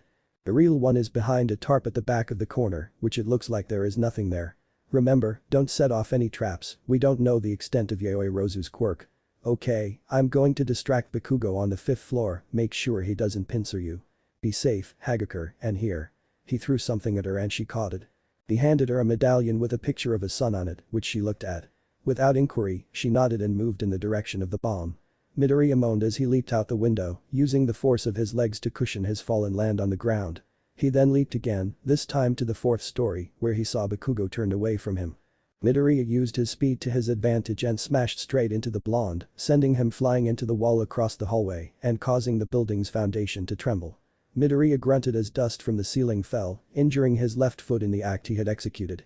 He just popped his foot out where he had crashed into and sighed as the foot gradually recovered. A loud explosion echoed across the corridor, causing rubble from the crash area of the Bakugo to shift. "I'm going to rip your freaking head off, Deku." "Damn you." Bakugo stood up and charged straight at Midoriya, his eyes red with bloodlust as he fired off more explosions at Midoriya, but the boy dodged and punched the blonde side and sent a solar-infused roundhouse to the abdomen. The blonde grunted and managed to grab Midoriya's arm and fired off an explosion to the arm and threw him to the wall. Bakugo recovered and dashed straight towards the unaware Bakugo, elbowing him and calling upon Dazzling Shield to prevent a massive explosion that Bakugo sent out. Growling could be heard as he launched multiple explosions as he attempted to maneuver behind Midoriya, but the mirror launched up and made contact with Bakugo and crashed him into the ceiling. Bakugo gripped his arm and clenched his teeth and tried to heal it, but Bakugo was sent back by an explosion. Midoriya grunted as Dazzling Mirror was floating at his side and was glowing slightly. He then looked at it and willed it to go outside in order to charge. In the meantime, he got into a fighting stance as his fight with Bakugo was just getting started. Midoriya crashed into a pillar and coughed out in pain as the blast was powerful, like the intent to kill. He gritted his teeth and wiped some blood from his lips as he glared at Bakugo, who was snarling at him in their stare-down. "I hope Hagakure is doing well. I must bear in mind that this struggle will be quite intense in case I have to save her Yaoi Rozu. I must have faith in her and concentrate on combating Kakin," Midoriya thought to himself as he looked at Bakugo, who was starting to perspire more and was launching more small explosions. "What the hell? How do you manage this? They are supposed to be quirkless, you bastard." Bakugo yelled as he charged at Midoriya and detonated another explosive. However, due to his careless attack style, Midoriya was able to quickly dodge out of the way and launch multiple light rays directly at Bakugo. Using the opportunity to close the distance and deliver a Detroit smash while the rays were striking him, Bakugo grinned and destroyed Midoriya point-blank range. That place was filled with smoke and Midoriya was propelled out of the cloud, surrounded by a lunar shield. He released a barrier as soon as he was some distance away from Bakugo and began to breathe deeply. Hiroshima exclaimed, "Wow, this battle is intense." He got several nods of agreement as they observed the fight from the monitor room.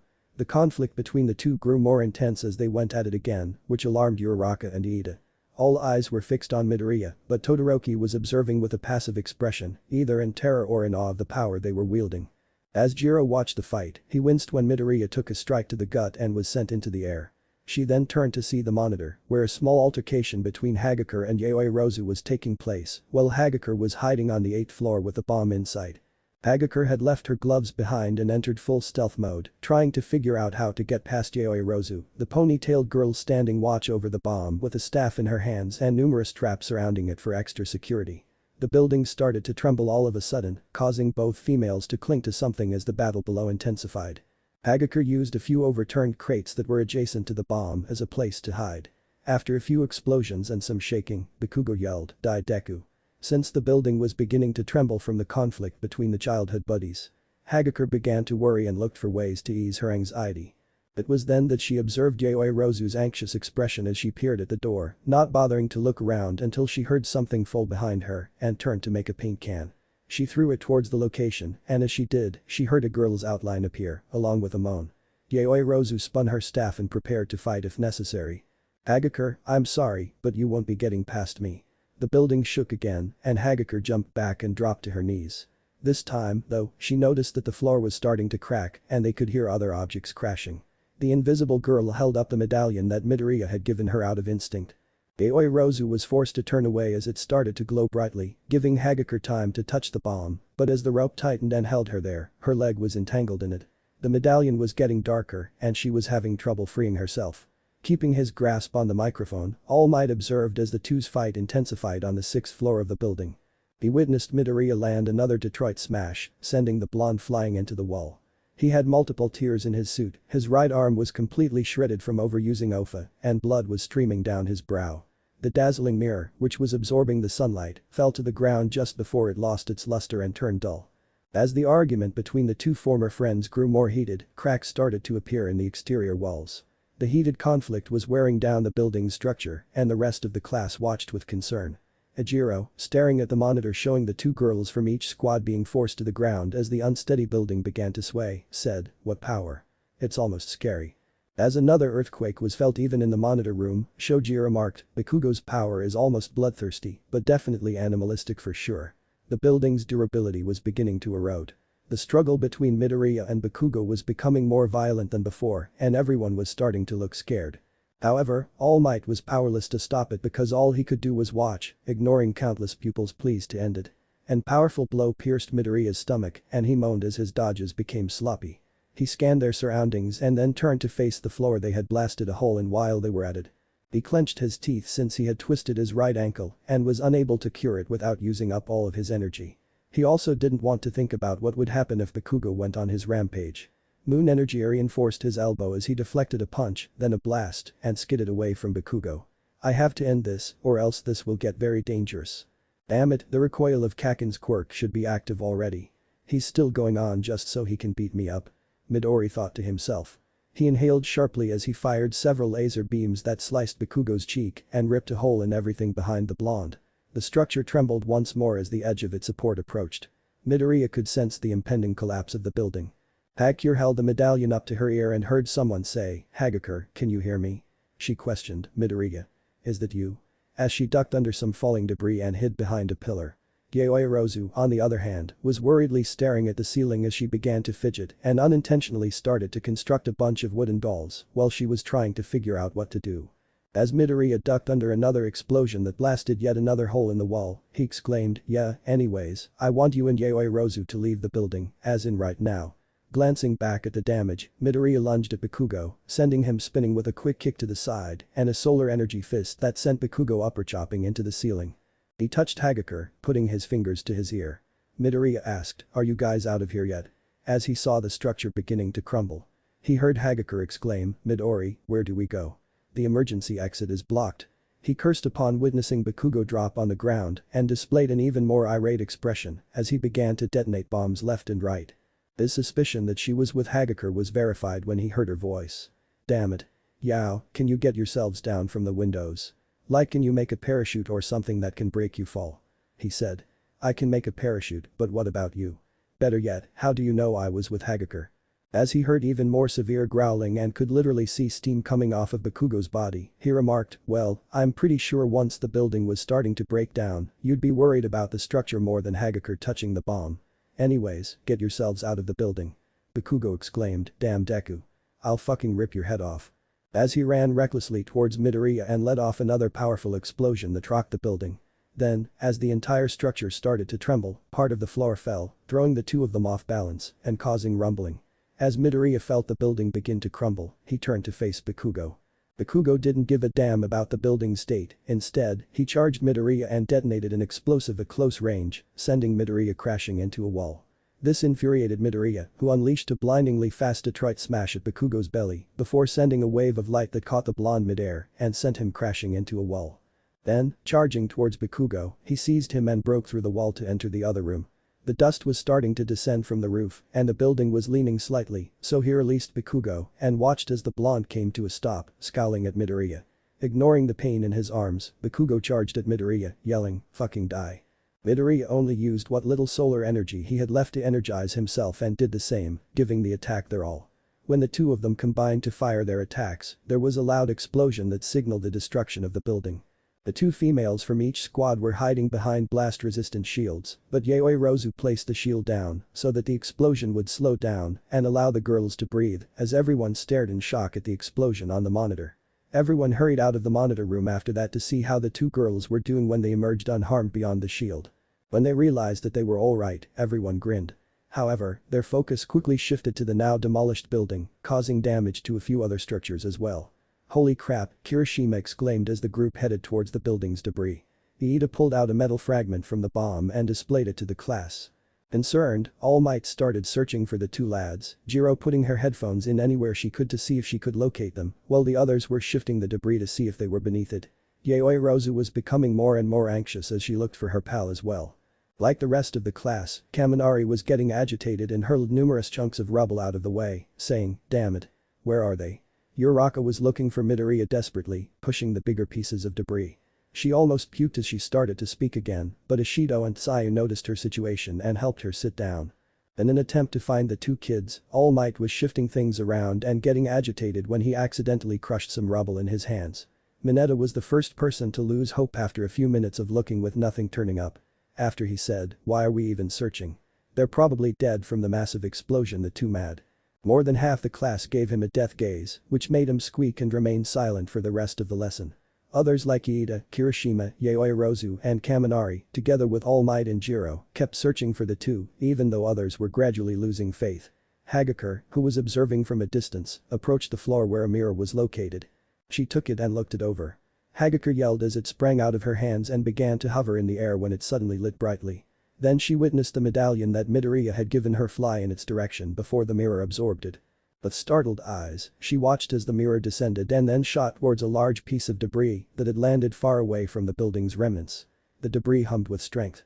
People stopped what they were doing as a tremendous crash from the sky was heard, and they watched as a bright beam of light appeared over the mirror and the piece of rubble. The top of the debris started to move all of a sudden, forcing everyone to approach it carefully. It proceeded on until someone reached through the debris and snatched the mirror, shocking everyone. After that, the top of the debris moved and something emerged.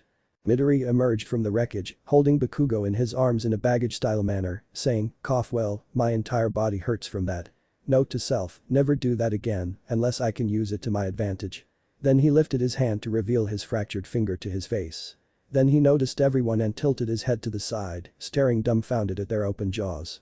Everyone laughed hysterically and let out a facepalm at Midoriya's bewilderment. "What?"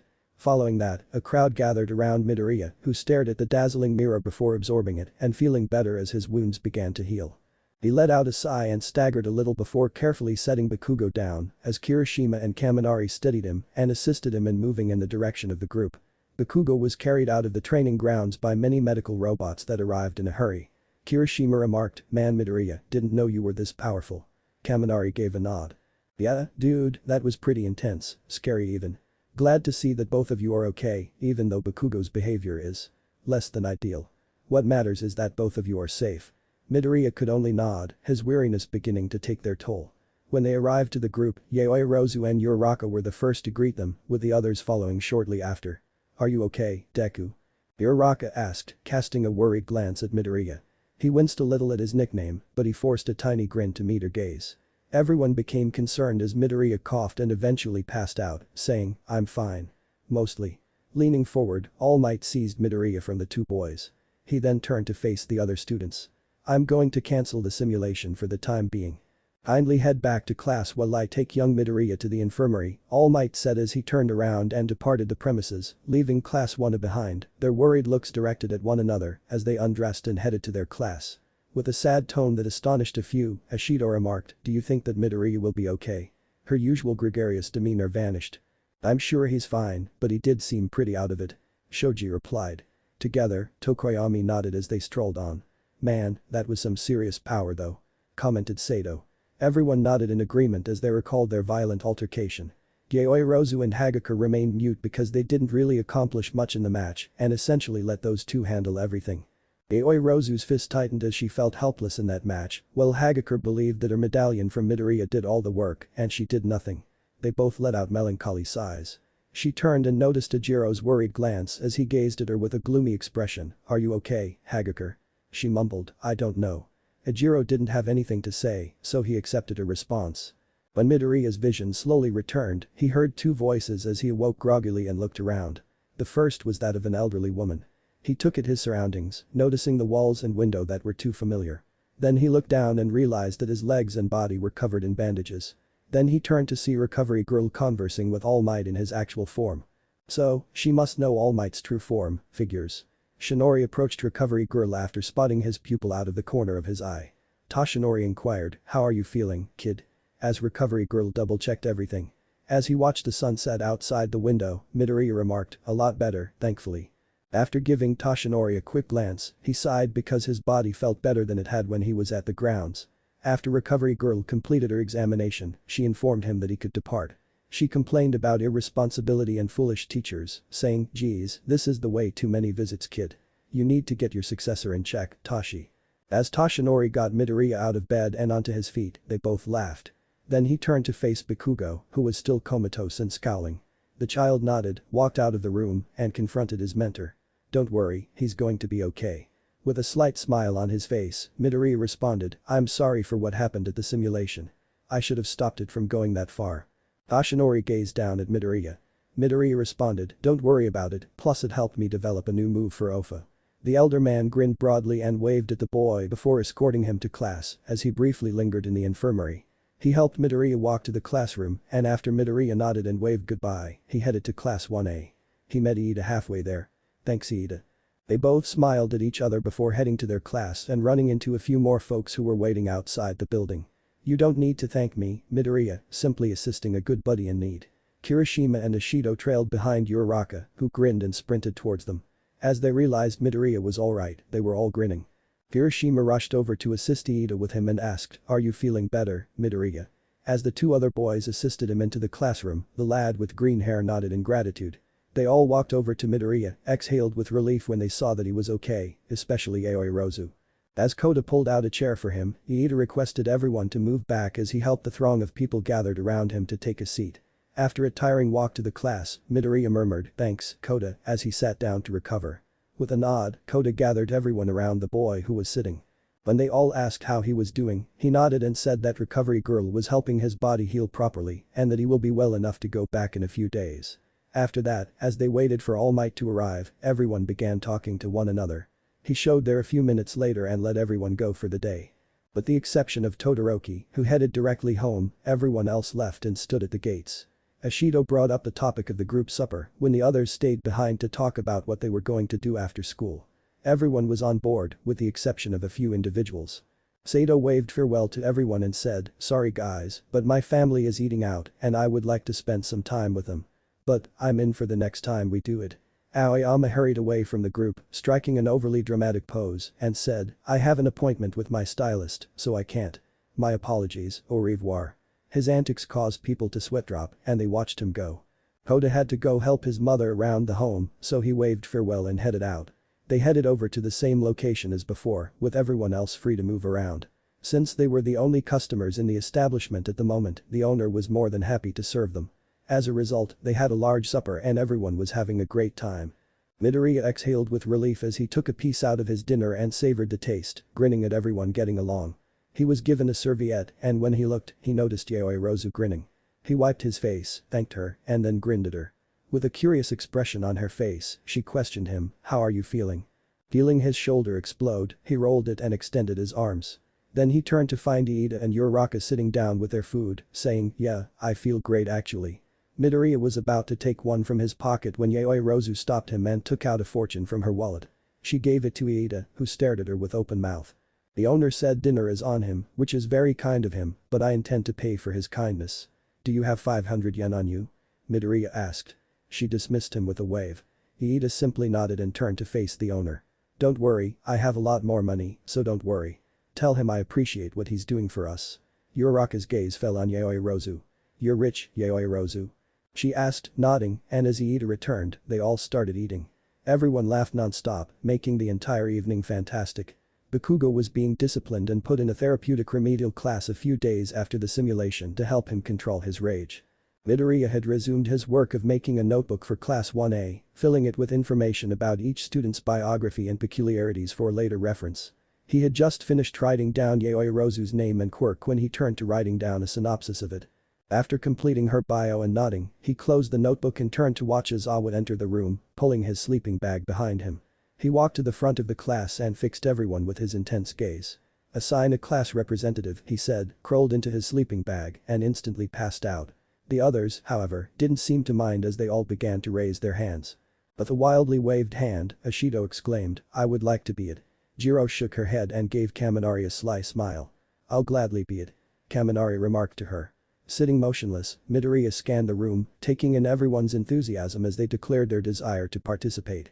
Then he turned to face Yaoi Rozu, who was fidgeting with her hands while glancing first at everyone's hands and then around the room. He then glanced up at Iida, who had stood up and was surveying the class. "She must want to be the representative. I think I'd like for her to be it." He adjusted his glasses and exclaimed, "I say we should decide who it should be, democratic style." His hand was still firmly in the air while people laughed at him. Midoriya concurred with him as they all cast votes to choose Yaoi Rozu, writing his name on a sheet of paper that was then brought to the front of the room. When Izawa woke from his siesta, he gathered the bits of paper. Subsequently, he approached the board and inscribed each person's name there, followed by numerals. Midoriya cast a shocked glance at the board.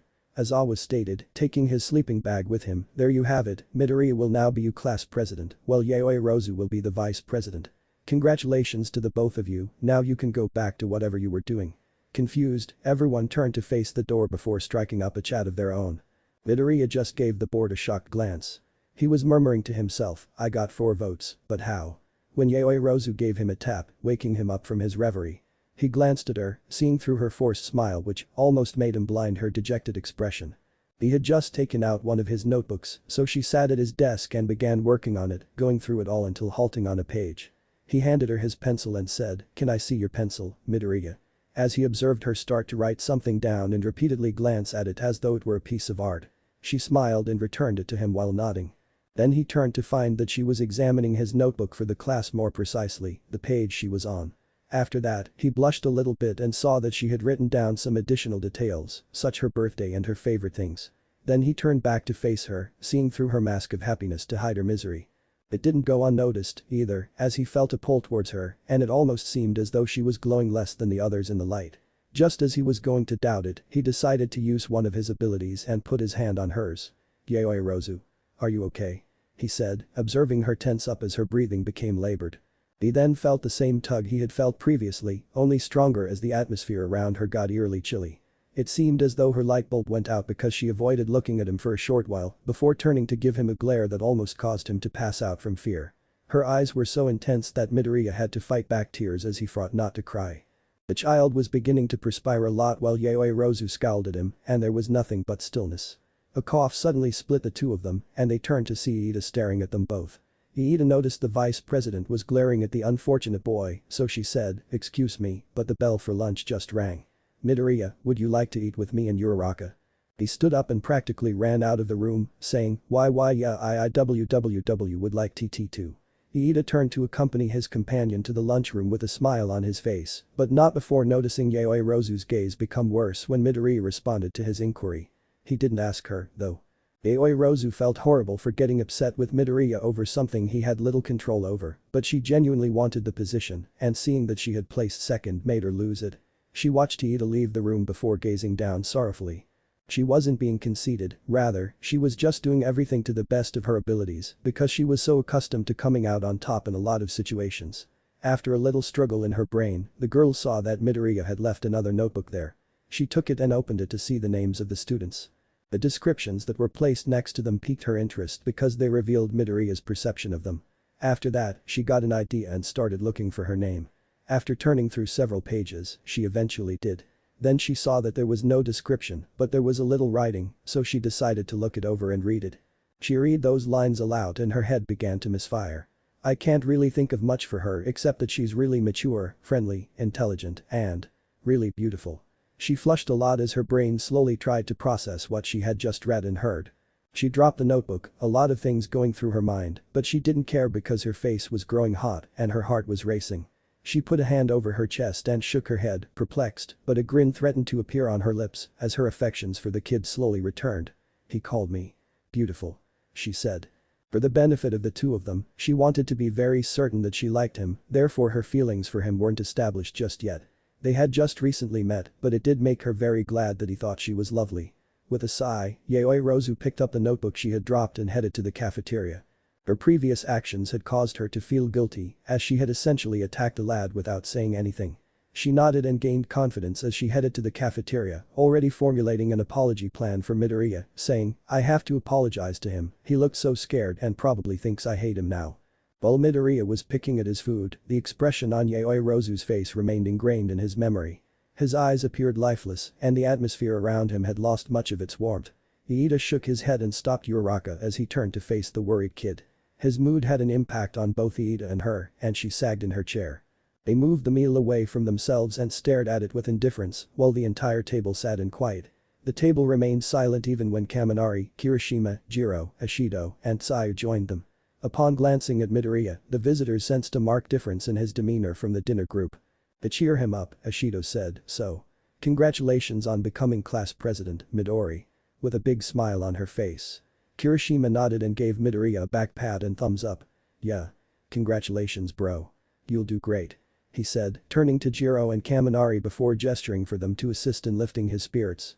"I felt like you would do a much better job than me, Midoriya." "I did want to be president," Kaminari stated shyly as he turned to face Jiro.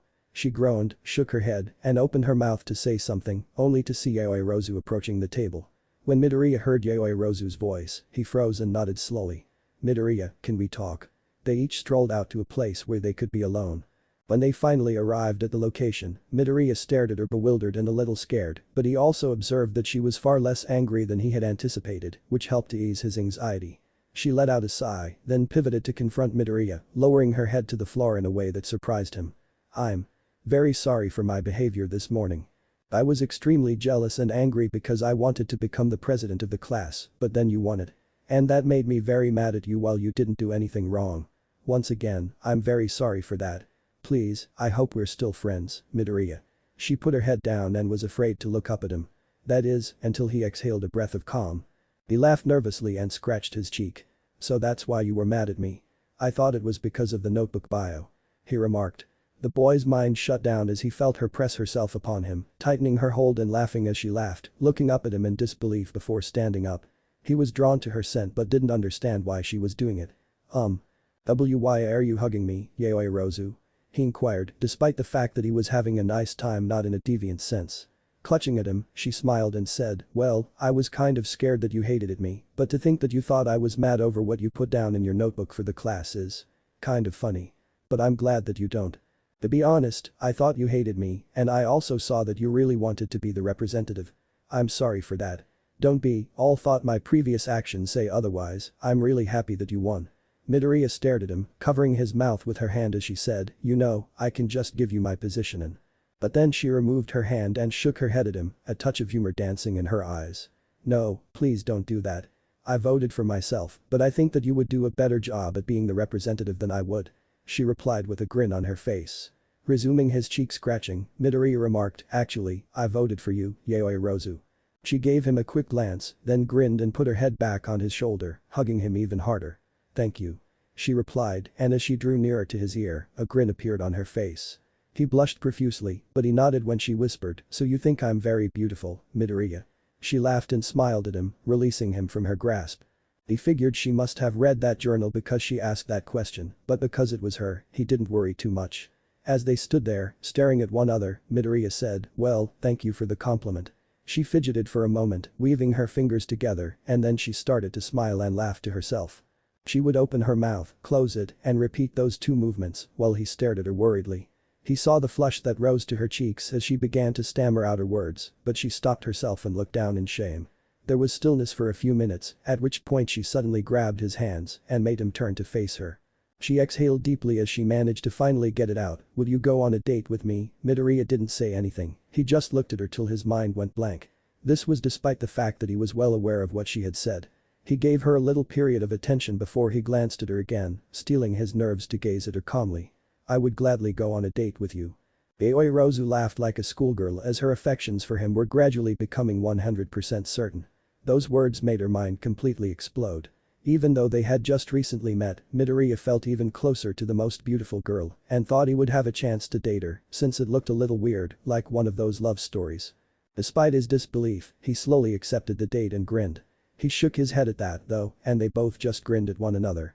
Suddenly, Midoriya heard growling and turning to see Yaoi Rozu clutching her stomach in humiliation, the growling continued. Midoriya remarked, "Oh right, you still haven't eaten yet, have you?" And she gave a nod. She stopped him just as they were ready to walk away. She turned around and headed to the cafeteria, grinning mischievously as she saw his response. "Please, call me Momo, Izuku." With a smile on his face, Midoriya nodded and trailed his companion to the cafeteria.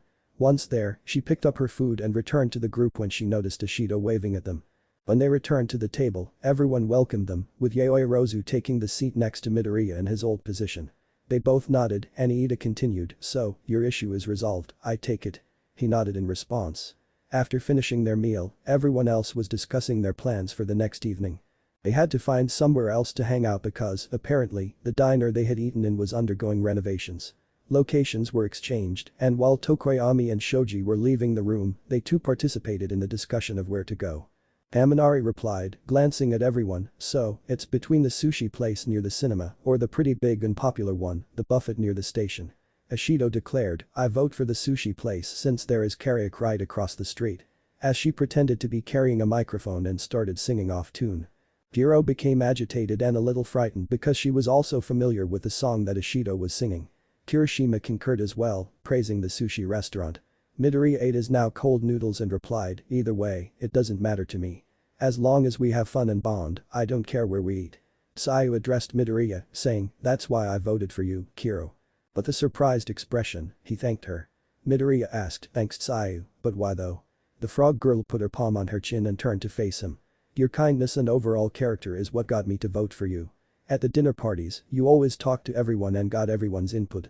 That's why I voted for you." Shortened down, it's actually a lot more complicated though.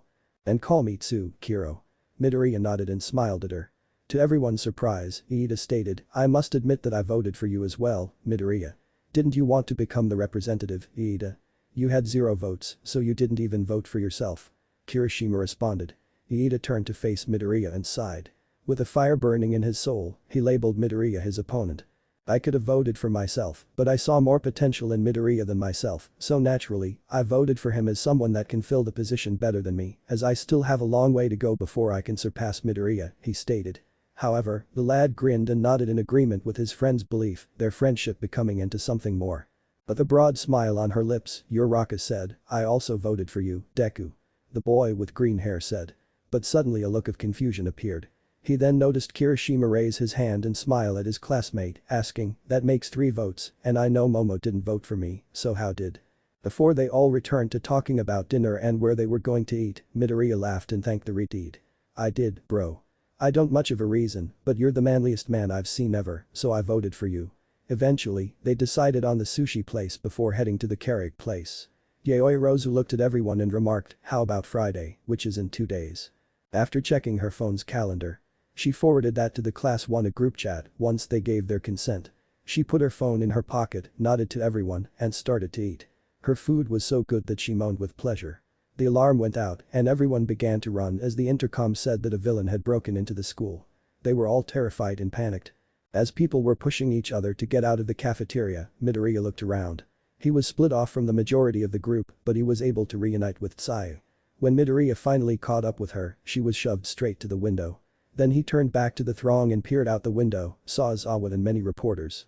He looked up at the area above the door and said, "They don't see the reporters because everyone is panicking. Damn, I need to stop this.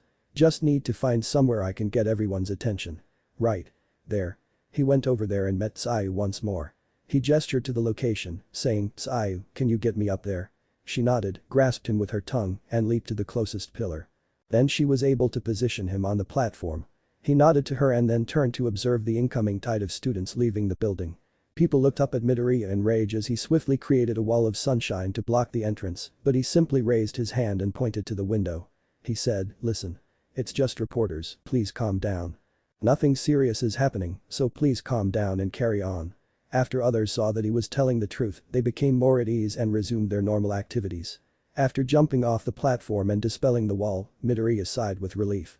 Despite the sudden exhaustion he felt from what had transpired, he sighed and went to his table, realizing that everyone else had arrived already. As he sat down and observed everyone grinning at him, he noticed Iida's nod of approval and the respect the others gave him. He asked everyone, "What?" But all they could do was laugh, which only made him more perplexed. Then, Iida put his hand on his shoulder and gave him a thumbs up. What you just displayed is why I voted for you, Midoriya. Being able to assess the situation and remain calm, and then you took hold of the situation and resolved it. I have much to learn in order to surpass you. He added as he raised his glasses. After blushing at the remark, Midoriya thanked everyone and finished his icy noodles. They all went back to the classroom after cleaning the table together.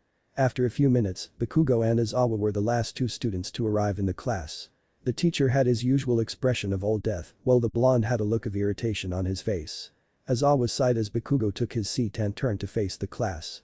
Izawa left the room as everyone began gathering their uniforms and changing into them before walking to the campus door. We will be heading out to do a lesson on rescue situations. Please wear your PE uniforms and meet at the entrance of the campus area. Izawa stood looking gloomy and dejected as a bus pulled up. He counted each person as they boarded, and after there were 20, he got on and gestured for the driver to begin heading over to the location of the lesson. Seated between Tsuyu and Kirishima in the center, Midoriya scowled as he noticed that the sun wasn't shining as brightly as it should have, which agitated him. His instinct told him something was going to happen, and it was not going to be an enjoyable experience. His displeasure at the feeling in his gut was building, so he pushed it to the back of his mind and looked away from the window, biting his thumb. He turned to face Tsuyu, who was giving him her usual passive gaze, but was also expressing a tinge of concern in her remarks. Are you alright, Midoriya? He shook his head, looking at her. Looking back out the window, Midoriya said, I'm fine, Tsuyu. Just thinking about something, that's all. Then he turned around and never looked back. Tsuyu gave him a quick glance before letting it go and sitting down. She then turned to face Bakugo, who was sitting with his feet on a seat and wearing his typical explosive expression. Then, when Shiro and Kaminari were making fun of him and drawing comparisons between him and Midoriya's divergent personalities, he lost it. Tsuyu then entered the discussion, essentially stating that she liked Midoriya better than Bakugo. Then she referred to the blonde's attitude as burning rubbish, which infuriated him and provoked Kaminari to respond similarly. How vulgar. Yaoirozu exasperatedly groaned as he turned to face Bakugo. Uraraka laughed a little at this, too, and they both grinned as they peered out the window to view the building, as they had entered the parking area in front of it. After that, people began to leave the bus one by one, beginning with Izawa and concluding with Sato. Gazing over the enormous structure before them, they took in the scene as the entrance opened to reveal 13, the pro hero. While Midoriya was being Midoriya, Uraraka was thrilled to see her favorite hero, and both of them were jumping. 13, where is All Might? Izawa inquired while searching for the P symbol.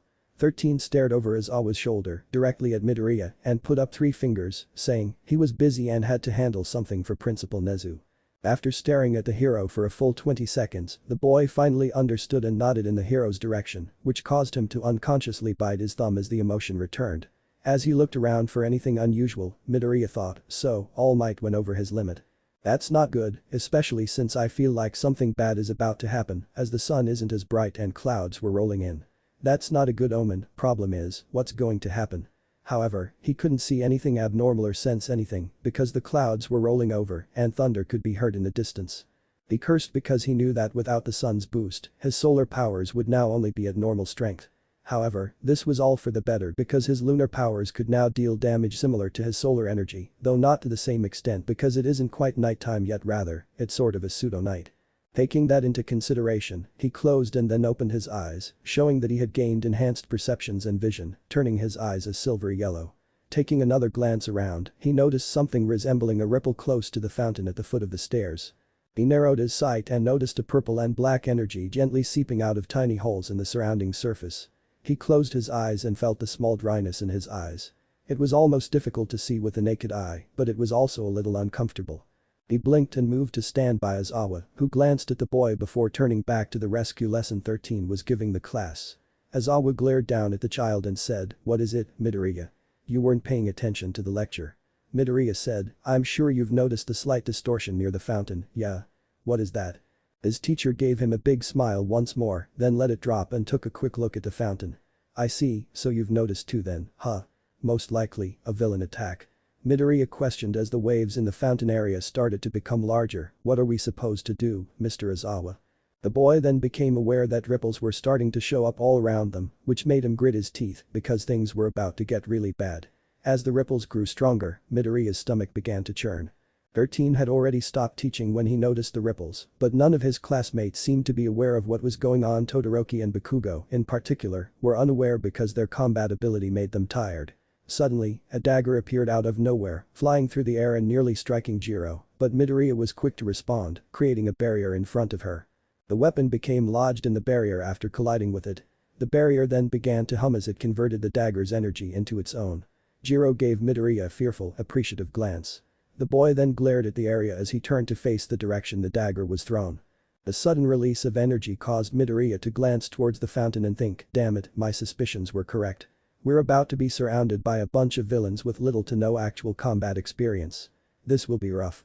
He watched as a dark and purple light slowly seeped out of an entrance there, but then the opening was violently torn apart, revealing a man with multiple hands around his arms and one covering his face.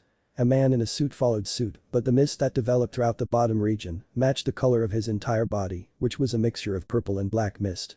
Following that, a large group of people emerged as they down the stairs. As the party withdrew to the ground, Midoriya soon became aware of the energy nearby. He looked at the mist person and pointed the finger at him. This will be even tougher if he manages to split us up. He must be the one responsible for the mist. So he can teleport people using that mist, but can he control it so he can place anything where he sees fit?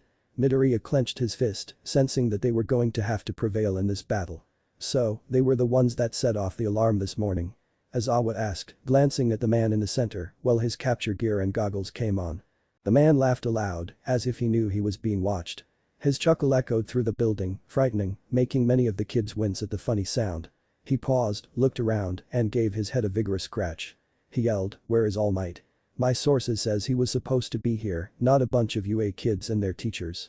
No matter, we can just kill them all. Now that will get his attention." Midoriya looked at him bewildered, then slowly put two and two together and put his hand to his chin. Midoriya gritted his teeth as he realized that combat was inevitable as villains began to charge forward, running up the steps with bloodlust written all over them. So, they planned on All Might being here so that they can kill him, and Mr. Aizawa said that they might have triggered the alarm, not the reporters. Whoever we're facing, they are really dangerous. Fearing for his life, Midoriya ignored it for the moment as he watched the waves of criminals ascending the stairs. Damn, looks like we have no choice but to fight. Just as Midoriya was about to strike, the pro hero put his goggles on and his scar floated up, but Aizawa blocked him. Aizawa retorted, "No, stay here with the rest of your class as you one of the only people that can fight. Leave this to me, after all, I am a hero." He then grabbed some villains and used them as a wrecking ball, knocking them down one after the other and then dropping them on top of some more. Because they perceived the pro hero as the immediate threat, the criminals concentrated their attacks on him. 13 had the students gathered around him as he kept an eye on things. While everyone else was watching in fear as they heard the sounds of battle, Midoriya was scanning his surroundings since he sensed someone was close by. He looked swiftly as a purple mist started to encircle the group. After a while, the man formed of mist materialized and bowed to them, and Iida turned to see that more than half of their class had left. He waved to the throng and to himself, saying, "Hello there, young UA students. My name is Kurogiri and we are the League of Villains." Kurogiri exploited the pro-hero's peculiarity against him as he allowed himself to get drawn in and then practically tore the hero apart. 13 remained silent as he sucked in the villain. Then he turned to face the remaining students who were obstructing his path.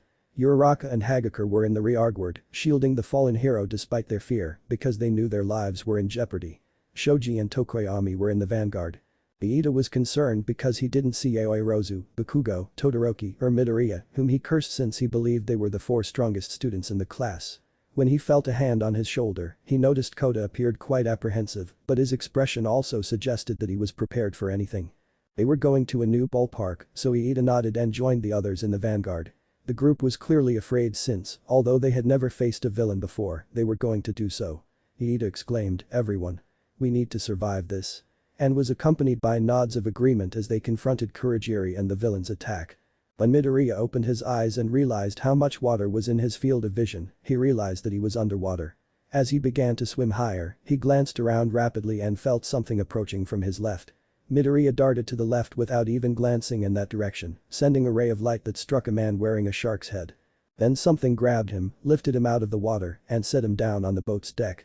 Then, with a loud cry of anguish, he witnessed Mineta being slammed upon the deck and gulped for air. Then he witnessed Sayu stepping out onto the deck, grinning at Midoriya before turning to stare at the boy with the purple hair. As Midoriya recovered from the warping, he murmured, "Thanks for that, Tsu." He then observed that they were in the ocean simulation and that shadows were moving in the direction of the boat. He then turned his attention to those shadows and, as he glanced at his 2 companions, cursed as he realized how many villains were hiding in the water. First of all, he noticed that Mineta was acting strangely and was essentially out of commission, leaving him with only Tsuyu. Secondly, he noticed that the clouds were starting to part and that the sun was smiling as it broke through some of the clouds. Then he turned to see the bad guys had gathered around the boat, waiting and glaring at the three men with a murderous intent. Midoriya looked at his two buddies, one of whom was giving him a puzzled look, and remarked, "We may have the advantage here." The other man started crying and exclaimed, "Are you insane? How in the world do we have the advantage?" Before curling back into a ball and crying since he felt the situation was finished. Tsuyu inquired, "Kiro, what do you mean, Midoriya?" With a sly smile, he raised two fingers. He added to her, "We have two advantages, one is the element of surprise," but she gave him a perplexed expression. Putting a finger to her chin, she questioned, "What does that mean, Kiro?" Grinning, he gestured towards her. "They don't know our quirks, but we know ours and each other's. Better to say that we are familiar with each other's quirks. If they did know our quirks, why are you here, in an area you excel at and not a place where you would most likely die? That supports the point that they don't know what our quirks are. The second advantage is that these guys are grunts most likely, only the guy with a weird hand mask and the mist guy seem to be like the ones we need to look out for. It looks a lot more like quantity, not quality, so we can beat them." The frog girl nodded. Suddenly there was a huge explosion that rocked the boat back and forth. They all looked in the direction of the explosion. The boy with green hair scowled as he glanced at Tsuyu and Mineta before taking another look at the surroundings. He then conjured up a little light sphere and threw it into the air, saying, "So, we weren't the only ones that were teleported.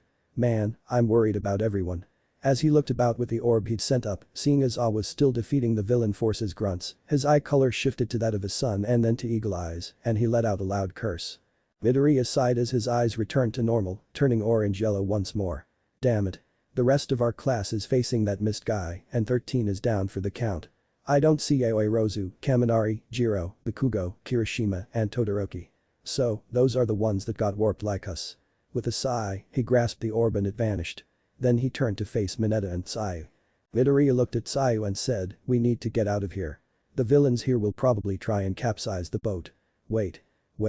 Exclaimed the two of them as they turned to face their third buddy, who was crying and holding his hands in fists while staring at them. Mineta cried at the two of them, "Why are you doing this? You know it's dangerous and yet you still do it." Just before the boat began to sink and an explosion could be heard directly next to them. With a sigh, Midoriya closed his eyes and turned to face the shorter of the two boys. Midoriya didn't wait for her response as he watched the boat sink slowly as the villains stared at him with lust for blood as they prepared for him to become their victim. "I know you're scared, Mineta, but we have to do this. We are training to become heroes and if we run from this, what about the rest of our classmates? I don't know about you, but that's something that I don't want answered. Everyone is out there fighting to survive, so we need to do so as well. Tsuyu, are you ready?" With his thumb keeping his middle finger in place, Midoriya leaped into the air and extended his hand. He let out a breath, then waited for the ideal moment to seize it. Delaware smash. Midoriya yelled as the Ofa energy burst, generating a lot of wind and a sizable shockwave that went into the sea. The water was pushed, and a few seconds later, a sizable water vortex emerged as a result of the swift movement and the rushing water, which quickly gathered and trapped the villains. Midoriya cried out, "Tsu."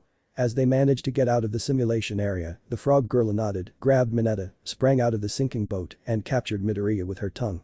But Mineta was still in disarray as Midoriya's remarks began to chip away at his heart.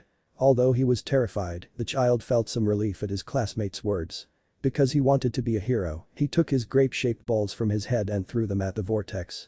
The balls adhered to the enemies, and when the vortex dragged them in, the balls stuck to each other, defeating the criminals. After a moment of astonished incredulity, Midoriya grinned at the boy and received a thumbs up while blood began to run down his brow. "Iida, go. We can cover you while you go get help," Shoji exclaimed, deflecting Kurogiri's assault. The boy with black hair was torn between staying and protecting his classmates and following his instincts, which told him to go rather than leave his classmates behind. Ejiro said, "Iida, don't worry about us. We need you to go get help, come on." As he parried a strike and attempted a counterattack but struck the mist instead. Iida observed as his peers shielded him from Kurogiri. Gritting his teeth, he started to rush in the direction of the exit. However, Kurogiri twisted in front of him, attempting to turn him away from it. Uraraka, however, was able to grasp one of the metal plates the villain was wearing from behind, sending him into a state of zero gravity. Iida gave her a startled glance. "Go Iida, everything will be fine," she reassured him. He gave her a quick glance, nodded and then darted out of the building, heading straight for the academy while wearing a serious expression. Iida cranked up his speed and exclaimed, "I will protect my classmates." Kurogiri twisted towards the man wearing a hand mask, grunting. Kurogiri yelled, "Shigaraki, 13 has been dealt with, but a student left to get help. This is a bust." Shigaraki, infuriated, began to claw at his face.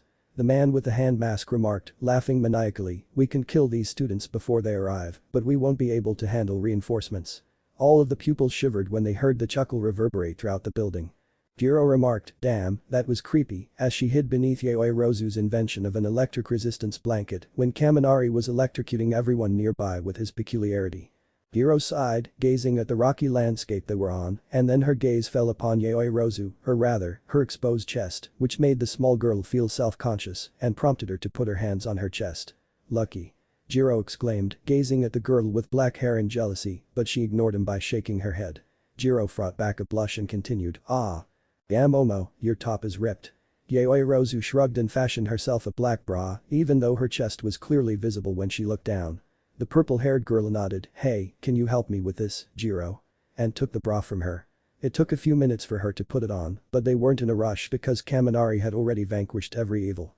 The two girls stepped out from under the cover, took in all of the fried criminals, and exhaled with satisfaction that they were, for the time being, secure. Jiro turned the child around and laughed so hard he almost passed out. The boy had an idiot's expression on his face and was waving his hands in the air. Jiro couldn't get the face out of her head and was rolling on the ground giggling.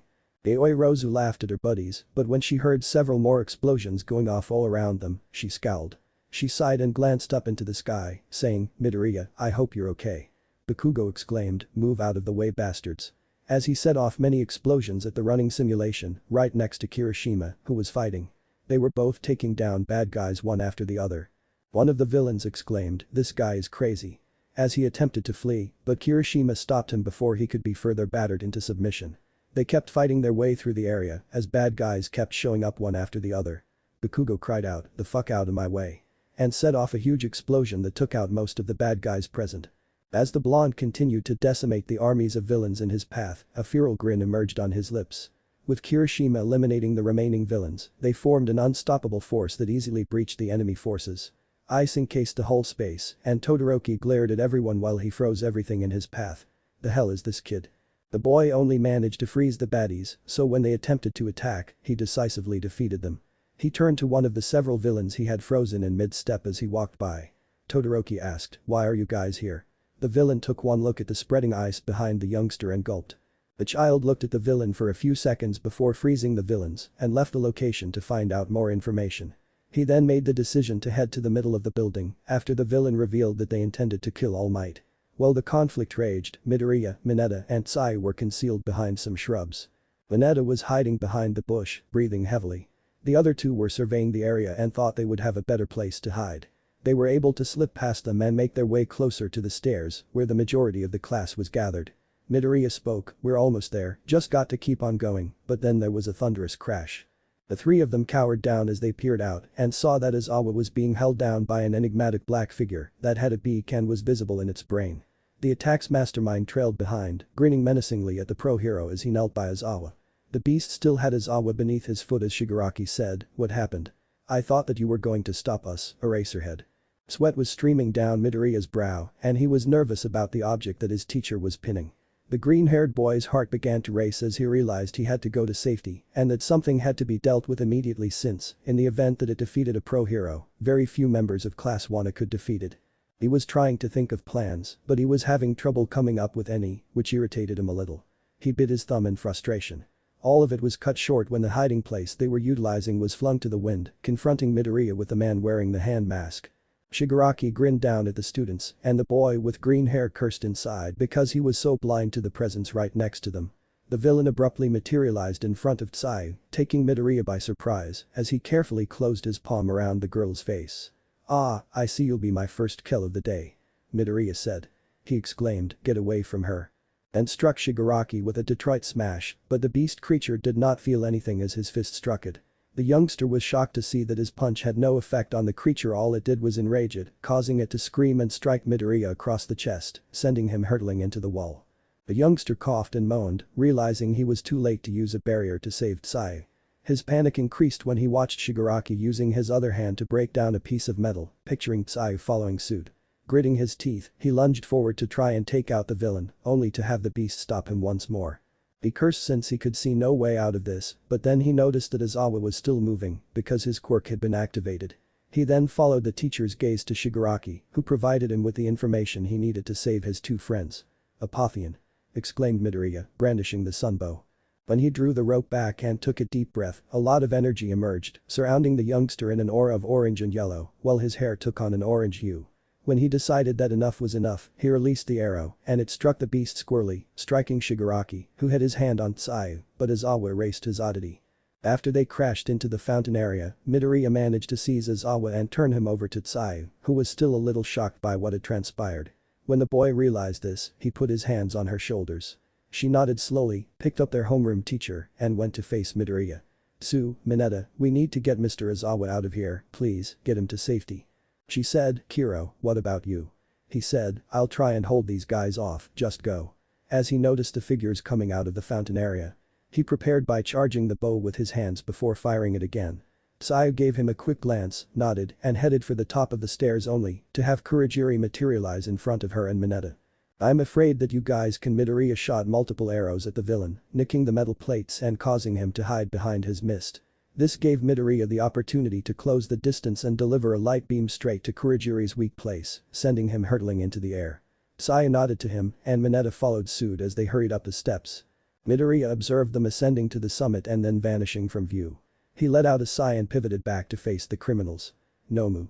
Kill that bastard," was the last thing he heard Shigaraki say before he heard Nomu roaring towards him. To Shigaraki's surprise, Apotheon hummed in his hand as he started to blast light rays at the beast, inflicting multiple wounds. Meanwhile, Midoriya was unleashing a hail of arrows, cutting Nomu's body with cuts that wouldn't heal, thanks to the arrow's solar power. When Nomu got near enough, he tossed Apotheon at him. This caused a massive flash of light that blinded Shigaraki, Kurogiri, and Nomu. This gave Midoriya the opportunity to swiftly grab Kurogiri by the plates and smash him to the ground. Detroit smash. He struck Kurogiri's plate straight, causing significant damage to the villain before he could contort. Nevertheless, Nomu ended up punching Midoriya since the flash had no effect on the thing. He was thrown into the fountain, screaming in agony as his back and abdomen ached, but he managed to stand back up. He felt his energy returning as he scowled at the beast, while his palms shone, and he applied pressure to his back and abdomen. The pain subsided. Kurogiri materialized next to Shigaraki, who was growing increasingly agitated that Nomu hadn't yet slain the boy. The villain yelled, "Damn it, Nomu. Why isn't he dead yet?" Which made Nomu tense up. He then charged at Midoriya once more, this time shoulder charging, which made the boy retreat. Nomu began to punch the barrier surrounding Midoriya quickly, creating fissures in it. Rolling to the side of the beast, the youngster felt the barrier recoil and quickly dispersed it, sending a solar ray at it that forced it back. Midoriya moaned, beginning to become weary from everything. "Damn it." He clenched his teeth, sidestepped Nomu's blow, and fired off several light beams that pierced the creature's body, but it ignored them and screeched even louder, forcing him to cover his ears. "I can't use Ofa as it seems like it can somehow absorb the damage of it, so I'm forced to use Celestial Homage. But, it's very tiring after some time." Taking advantage of the situation, Nomu attempted to murder Midoriya, but was hurled backward by a powerful light beam that Midoriya released. He bent over and breathed heavily. Then, in an attempt to murder Shigaraki from behind, he swiftly launched a sun-infused roundhouse at him. After that, he punched him with solar energy, sending him hurtling into Nomu. Then, just as Kurogiri was beginning to recover from the last assault, Midoriya sent a Delaware smash at him, only to further incapacitate. Shigaraki yelled at Midoriya, "Why won't you die?" Nomu charged at the young boy once more, but this time, Midoriya parried the blow and shot a beam of light into Nomu's stomach. He then raised his hand to the sky and unleashed a massive ball of light that struck Nomu. To Midoriya's dismay, it didn't kill the beast despite making direct contact and emitting a loud screech. It punched the weary Midoriya, driving him into the stairs, even more enraged than before. He puffed out blood as he hit the stairs, feeling as though he had fractured a few bones. Despite this, he didn't seem to mind and got to his feet, gazing at the bad guys with one eye closed. He let out a groan and forced himself to move forward, sending a wave of light that struck Nomu and traveled into Shigaraki. He was exhausted from the combat. Then he brought both of his hands together, and when a shaft of light fell upon them, they both glowed. Seeing them both, he sighed, "It's not over yet." He stepped forward, but a sharp agony suddenly went through his left side, causing him to grunt, drop to his knees, and spit out blood. Using his PE uniform, he cleaned his lips. His body was being overtaken by exhaustion and lethargy. "Damn it, I'm at my limit." He tried to duck to the left, but he wasn't quick enough, and when Nomu grabbed hold of him, he was slammed into the stairs, moaning in agony. He let out a grunt and attempted to break free, but the creature was too exhausted to help him. Despite this, he persisted in trying, sending a beam of light through Nomu's skin, but the creature continued to strangle the youngster. Shigaraki approached Midoriya with a smug smile on his face, and you could hear him giggle. He laughed as Nomu started to crush Midoriya, saying, "What happened? Are you too tired to fight? Sad for you." But the child gave up when he gave Nomu a headbutt and shot a tiny brilliant light into its eye, making it drop him. Subsequently, he fired more light beams at the creature, but they appeared to have no effect. He sent a cross beam of light that erupted in the creature's face, grunting in pain. It was getting harder and harder to fight the tiredness, and he was gradually losing his identity. With one eye open and his arm clenched in anguish, he made space away from the object. After wiping some blood that was seeping down his forehead, he looked up to witness Yaoi Rozu's terrified expressions, her eyes widening and tears pouring down her cheeks. When Midoriya stood up and turned to confront the criminals, he groaned. More grunts than before now emerged and started moving towards the top of the steps. Yaoi Rozu ran up to Midoriya with a worried expression on her face, tears still gathering at the corners of her eyes. "Damn it, why are there so many of them here?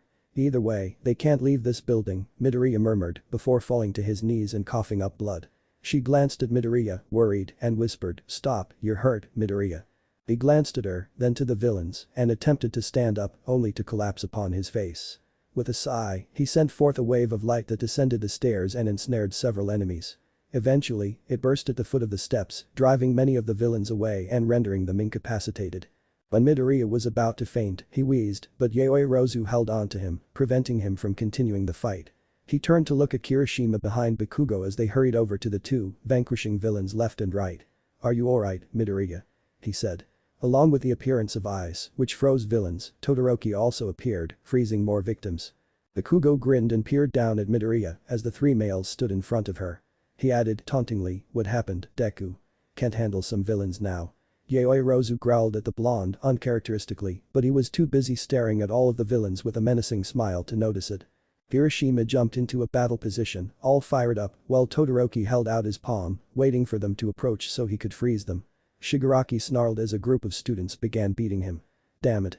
Why the food doors sprang open as everyone turned to face the building's entrance.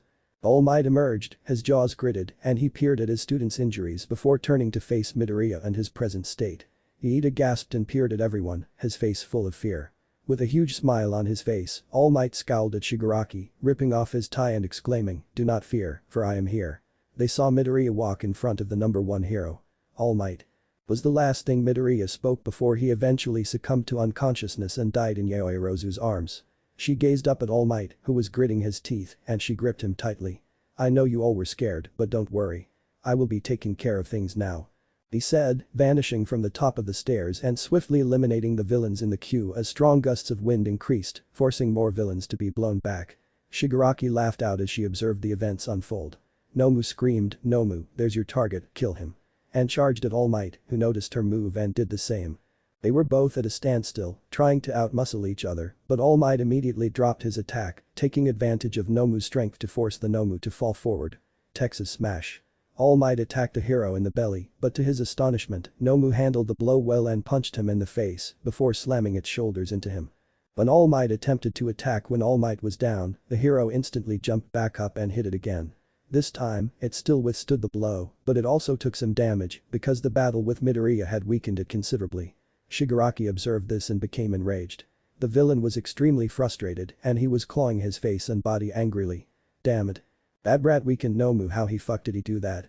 As the beast attempted to seize All Might, he punched Nomu in the face and leaped away. California Smash. All Might was pushed back as a result of his heel striking Nomu's top of the head, sending it screeching in agony and rage as it delivered several solid blows on the hero. He gazed at the beast, wiping the blood that dripped at the corner of his lip. Subsequently, he lunged ahead and delivered further punches to the object, to which the Nomu retaliated, resulting in a virtual punch-out. Even though All Might could feel the creature's might, he continued to increase the force and speed of his blows without faltering. He gradually overwhelmed Nomu, executed an uppercut, and then smashed the object into the ground, setting off a little earthquake. After Nomu stood up, he turned to find All Might standing over him, his punch poised, wind gathering around the hero. Detroit, Smash. All Might gave that punch his all as it went through Nomu's guard and connected with its head. A loud boom and cracks could be heard all the way to the stairs as his fist struck the creature. A great deal of dust and debris were raised. Everyone retreated as the punch's intensity created a tremendous gust of wind that caused everybody to cover their bodies. Holding his body close to her, Yaoyorozu turned away, protecting herself and Midoriya from the dust. When the dust settled, Shigaraki was stomping the ground in wrath, not even bothering to protect his body from the sight of Nomu's defeat. He cried out, "Damn it. What the fuck?" But before Kurogiri, who had recovered, could protect him from the bullets, he was struck in the knee and legs. Kurogiri remarked, "We have to get, or we'll get caught."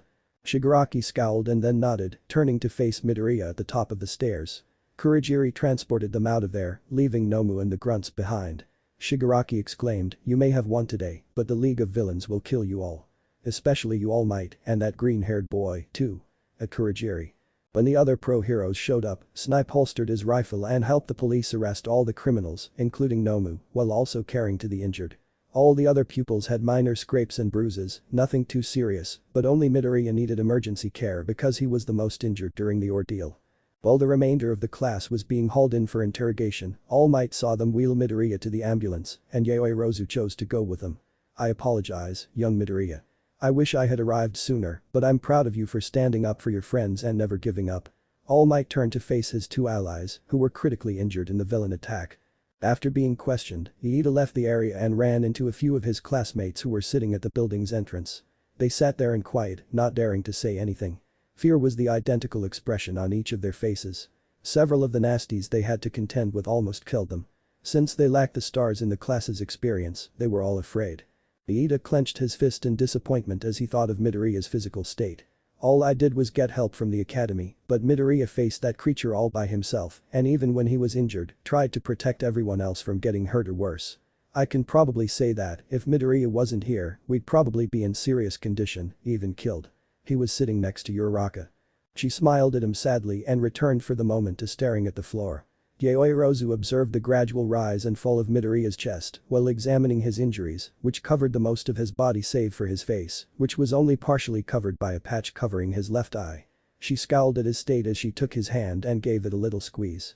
She clasped her hands as tears began to pour from her eyes, though, as she turned to face herself. She looked somber as she eventually wept herself to sleep beside Midoriya's bedside, saying, "I'm so useless. I couldn't do anything but watch as Midoriya was getting hurt from that thing." When Toshinori, Detective Tsukauchi, and many of the doctors entered the room and noticed the girl dozing next to the bed, they made an effort not to disturb her. The doctors then started to assess the boy's condition before leaving the room to see how the two pro-heroes were doing. After giving the boy a quick glance, Toshinori and Tsukauchi left the room. The detective leaned against a wall and remarked, "So, he's your successor, Tashi. He will have a rough time from here on out." He was glancing at his friend who was staring out the lobby window. "I'm sure he will be able to overcome anything that comes his way.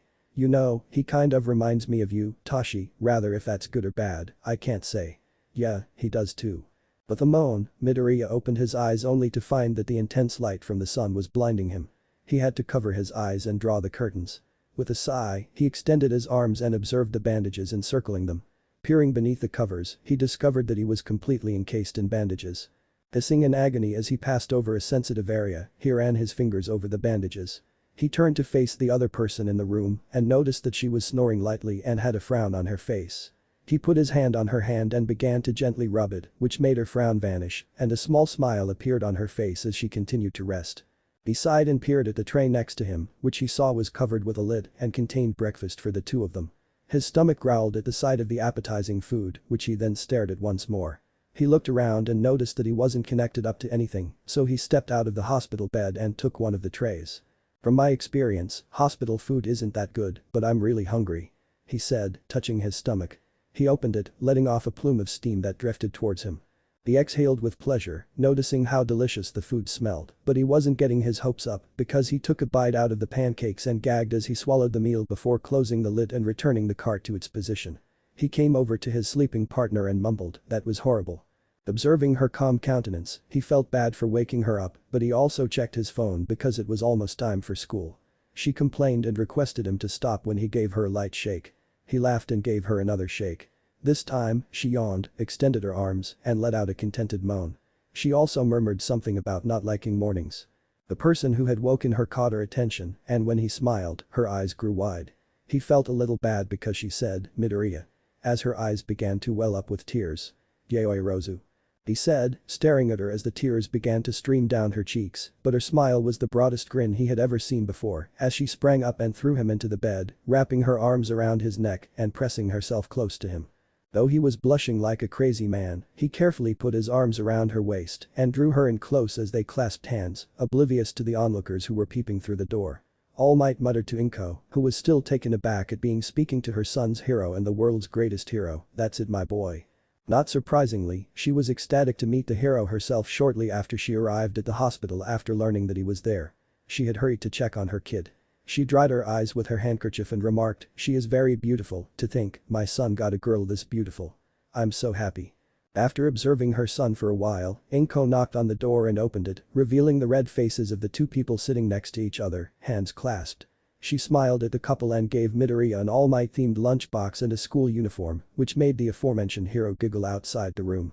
Inko observed the redness on their faces deepening and added, "I'm so glad that you're alright, Izuku. And who is your beautiful friend? I assume she's from UA as well." With a quiet giggle, she turned to face Yayoi Rozu, who got to her feet and bowed. With a bow and a grin, Momo Yayoi Rozu said, "Hello Mrs. Midoriya, I'm Momo Yayoi Rozu." Midoriya was embarrassed by his mother's statement, but he couldn't agree with her. Then he picked up his uniform and went inside the room's bathroom. Watching him walk into the bathroom, Yayoi Rozu sighed and plopped down on the bed, missing Inko's mischievous smile as she stared at the girl. The girl gave Inko a look of surprise as she answered, "You like my son, don't you, Yayoi Rozu?" Her entire face flushed crimson and she stammered a little, but stopped when the elder woman laughed and put her hand on her shoulder. The girl blushed even more, but she also gave Inko a curious look as she continued, "Don't worry, my Izuku always talks about you when we have dinner. He always talks about how amazing you are and how beautiful you are. I can see why my son likes you." Inko laughed and nodded as Yayoi Rozu concluded her statement, "Wait, Midoriya likes me." With a dramatic flush on her face and both hands on her cheeks. Inko bowed to Yayoi Rozu and said, "Oh yes. He never had a crush before, but you're his first now, and I approve of you. Please, take care of my son." The girl, unaccustomed to this, quickly shook her head, but when she heard the sincere concern for her son, it made her smile. The mother looked up at Yayoi Rozu's tap on her shoulder. She nodded and grinned, "Of course, Mrs. Midoriya." Midoriya had just come out of the bathroom, so Inko grinned and gave him a hug before leaving the room. "Please, call me Inko, I insist. Anyways, you two should probably get to school as it's about to start. And please, if you can, stop by and have dinner with us someday. I'm sure my son will love to have you over." With a smile, Midoriya turned to face Yayoi Rozu, who was grinning and fidgeting with her thumbs despite a severe case of blushing. With a larger smile, she glanced up at him, making Midoriya gasp for air. Midoriya flushed and collected his backpack, which his mother had also left, before turning to face Yayoi Rozu, who was staring at the ground. Was she ever this beautiful? I felt like she's even more beautiful than before. He turned to face her and gave her a glance. He started to say, "Hey, are you okay?" but stopped when he felt lips touch his. His body felt like jelly as he tried to process what was happening when he felt Yayoi Rozu kissing him. However, his instincts took over and he slowly closed his eyes, pressing his lips against her as they kissed for a few more seconds before having to pull away due to the lack of airflow. As they stared at one another and flushed, they were both panting, but they were also smiling and holding hands. Midoriya uttered, "So. I guess we're a thing now." However, Yayoi Rozu shook her head and gave him an expectant expression. Then it hit him like a truck, even if he appeared perplexed. After clearing his throat, Midoriya drew her nearer to him. The last sentence was stammered by Midoriya, but Yayoi Rozu didn't seem to mind as she joyfully put her arms around his neck and drew his face closer to hers. "Momo Yayoi Rozu, will you be my GG girlfriend?" "Of course, Midoriya." Despite her schoolgirl blush, she was beaming and planted another kiss on his lips, putting all of their emotions into the kiss. She put her arms around his neck more tightly and he pulled her closer as he enjoyed the taste of strawberries.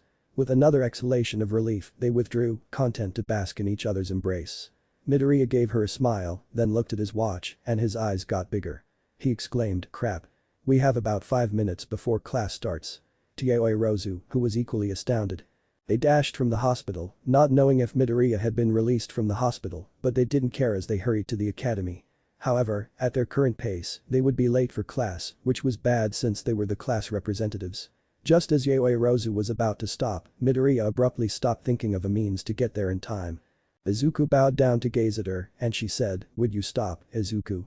She gave him a startled look before yanking on and grabbing Midoriya's bag as she put her arms around her neck. "Get on, Yayoi Rozu. I'm going to get us there," she said, setting both of their bags on the makeshift hanger she had just fashioned. "Hold on," he exclaimed as he drove Ofa through his thigh and launched himself, zooming past onlookers and getting close to them in a matter of seconds. Although Yayoi Rozu was terrified, she was also enjoying the experience because it was new to her and it was pleasant to ride on Midoriya's back. After they passed the gates, Midoriya came to a stop, Yayoi Rozu got out and they hurried to get to their classroom just in time for the bell to ring. Iida was approaching the two of them, making his strange hand gestures while they were both panting and everyone else was staring at them with a suspicious expression on their faces. The rest of the class sighed in frustration as Iida yelled, "As class representatives, you should be the first ones here and yet both of you were almost late for class." When the bell rang to announce that class had begun, the three of them took their seats. Ashido asked, "Who do you think is going to be teaching homeroom, Tsu?"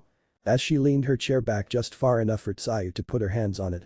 When the classroom doors opened and Aizawa was seen, covered in bandages from head to toe, Tsuyu responded, "I don't know, Kiro.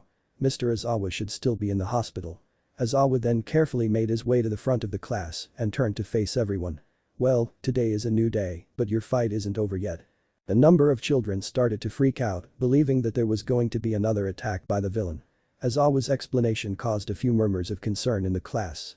"Are you freaking kidding me?" Mineta exclaimed, his eyes welling with tears as he realized he was going to die.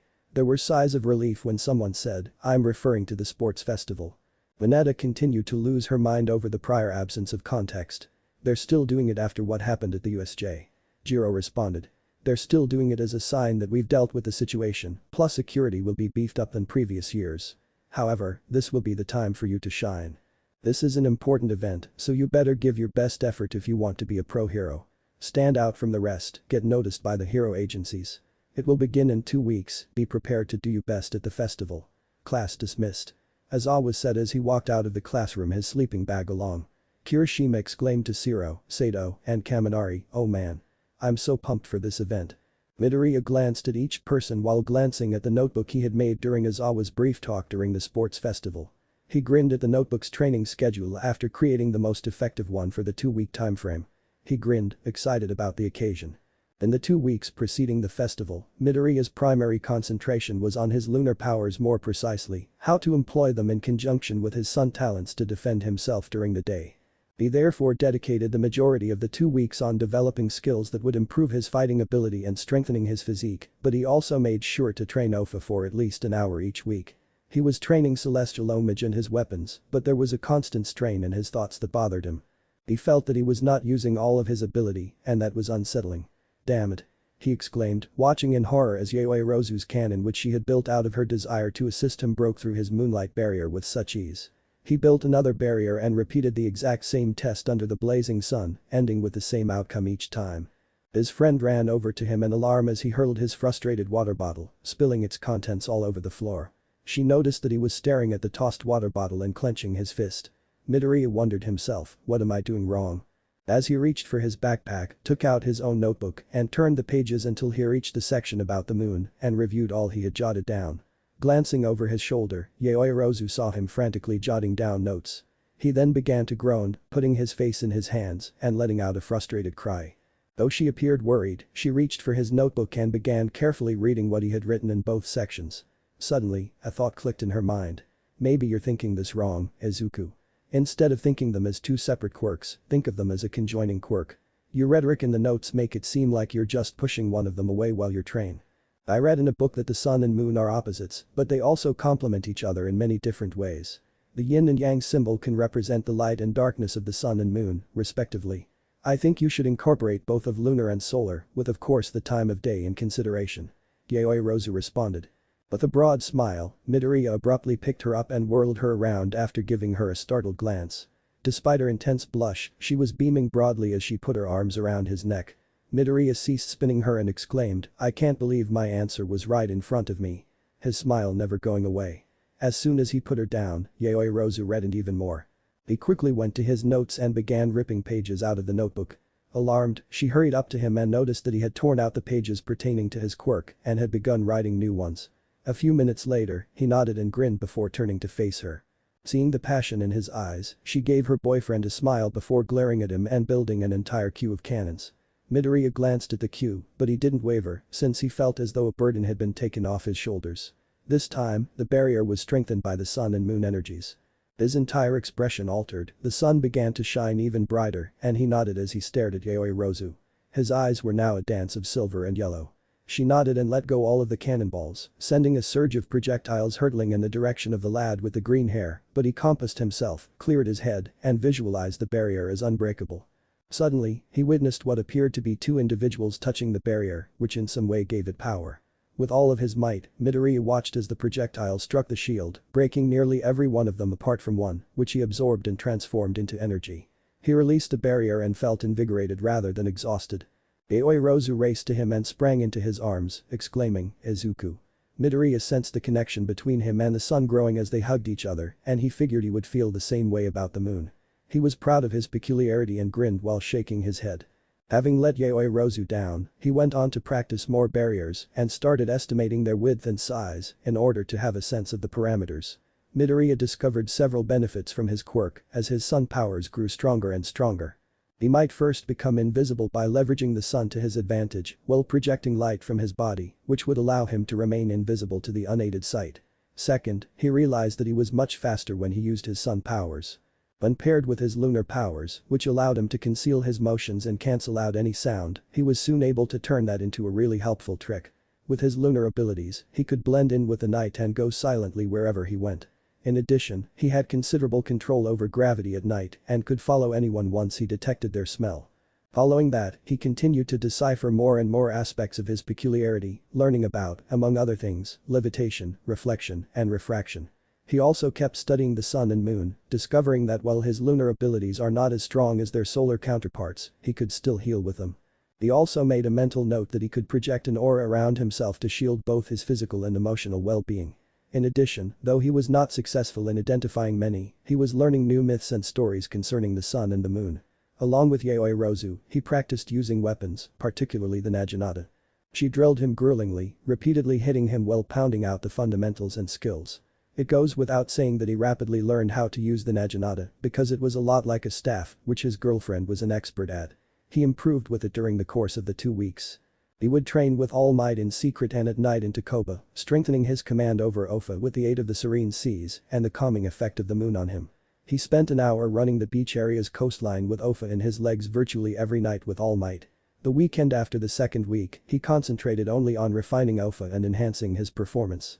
Observing his student's development through Ofa, All Might was ecstatic to see himself reflected in the young man. Looking up, All Might witnessed a shooting star streak across the night sky. "Master, I couldn't ask for a more perfect successor. I imagine that he will change the course of history and defeat the greater evil." The hero grinned, sensing that Midoriya would become the global leader of peace and harmony and that he would be the star of his generation. 2 weeks went by while Midoriya waited in the Class 1 awaiting area at the stadium where the festival was scheduled to occur. He felt a little uneasy seeing the freshmen from the various classes, and there were undoubtedly a lot of them. While he waited for the big Class 1 revelation, he was toying with his thumbs. While many of his classmates were getting ready for what would be the biggest event of their hero careers, others were warming up to relieve some of the tension in their bodies. The green cinnamon bun turned and saw Todoroki approaching him with a passive-aggressive expression on his face. "Midoriya." The Fire Ice user's gaze caused Midoriya to tighten up a little, and hush soon spread around the room as everyone wondered what would happen between the two. Although Midoriya wasn't initially interested in what his classmate was saying, he was suddenly paying attention. "I'm pretty confident that the two of us are the strongest ones in the class, however." Todoroki remarked, "I think I will win over you, Midoriya." The two youngsters were staring at each other when a number of individuals started to express their disgust. Yaoi Rozu appeared worried as Todoroki and Midoriya engaged in a brief stare-down, but it ended when Todoroki turned away and began to leave the room. The dual element quirk user turned and saw Midoriya wearing a serious expression, but there was also a noticeable change in the color of his eyes, a more noticeable golden haze. "Wait. I don't think that the two of us are the strongest because everyone has their strengths and weaknesses, but I do believe that everyone in our class, heck, even the entire school has something going on for them. And a matter of fact." Midoriya looks Todoroki in the eyes. Midoriya abruptly ended the conversation, saying, "I'm winning this festival, so you better watch out." Todoroki gave him a quick glance before turning to leave through the doorway, but not before speaking with the student with the green hair. "Interesting. Following the minor altercation between classmates, everyone was getting ready when the room's 5-minute warning light flashed, directing everyone to leave and proceed to the assigned area. When Midoriya closed the door and found Yaoirozu, Iida, and Uraraka waiting for him, he was the last one to depart. As the boy with green hair met up with his friends, the vivacious girl waved joyfully. Uraraka yelled, raising her hands in the air and wildly waving them, "I'm so excited." Midoriya laughed at what she was doing, but he also nodded, feeling his body tingle with adrenaline. "Remember to give it your all because this is a great chance to impress the big heroes. It's going to be a big event," Iida said as they quickly caught up to the rest of the class, and the cheers of the audience echoed throughout the corridor. Although Midoriya's heart was racing, he was looking forward to the occasion. As Midoriya and the rest of the class started to make their way to the center and saw the large group of people gathered in the stands, the crowds cheered even louder. "Ladies and gentlemen, welcome to the UA Sports Festival. This is a huge event for our freshmen. So, coming now is the Hero Course class, Class 1A. Students in Class 1B started filing out of their entrance, saying, and now, the other hero class, but with the same potential, Class 1B. When a platform started to rise from the ground, a large group of students cheered, general classes C, D, and E also making their entrance. Followed by support courses F, G, and H. And finally business courses I, J, and K. All the freshman classes are here. The girls were annoyed, but the boys were thrilled when midnight finally materialized. A hero, who was over the age of 18, approached the podium, surveyed the students, and grinned broadly. Cheering erupted, "Welcome to the sports festival." Midnight laughed and extended her hand to let everyone to calm down before continuing. The young kid was startled and anxious to be called up, but he sighed and nodded as Midnight pointed her whip at him. "As usual, we're going to start off with a few words from the freshman representative, Izuku Midoriya," she exclaimed. The air around him took on the quality of that of royalty or someone highly esteemed, and it altered his entire manner. He approached the microphone on stage and turned to face the assembly of kids. "I'll try and keep this short, but this is something that has been on my chest for a while. This is probably a major stepping stone in our lives as we strive to become pro heroes in the future. And this is yet another chapter in our lives, and we need to make the most of it as we don't get many options to put forth ourselves. I'm sure all of you are going to be gunning for the top spot, and frankly, so am I, and I'm going to be putting maximum effort in this event. So. I don't want to see anything but the best out of you, all of you. And in the crowds, I hope you can feel our emotions as we go through with the festival, and I hope we look like future pro heroes. Thank you." Ended by bowing to the audience left the stage. Everyone was stunned, but just as they were beginning to get fired up from the speech he had just given, a tiny clap turned into a thunderous round of applause. As Midoriya returned to his class, Iida said, "That was an amazing speech, Midoriya. Excellent work." Uraraka slapped Midoriya's arm and exclaimed, "Great job, Midoriya."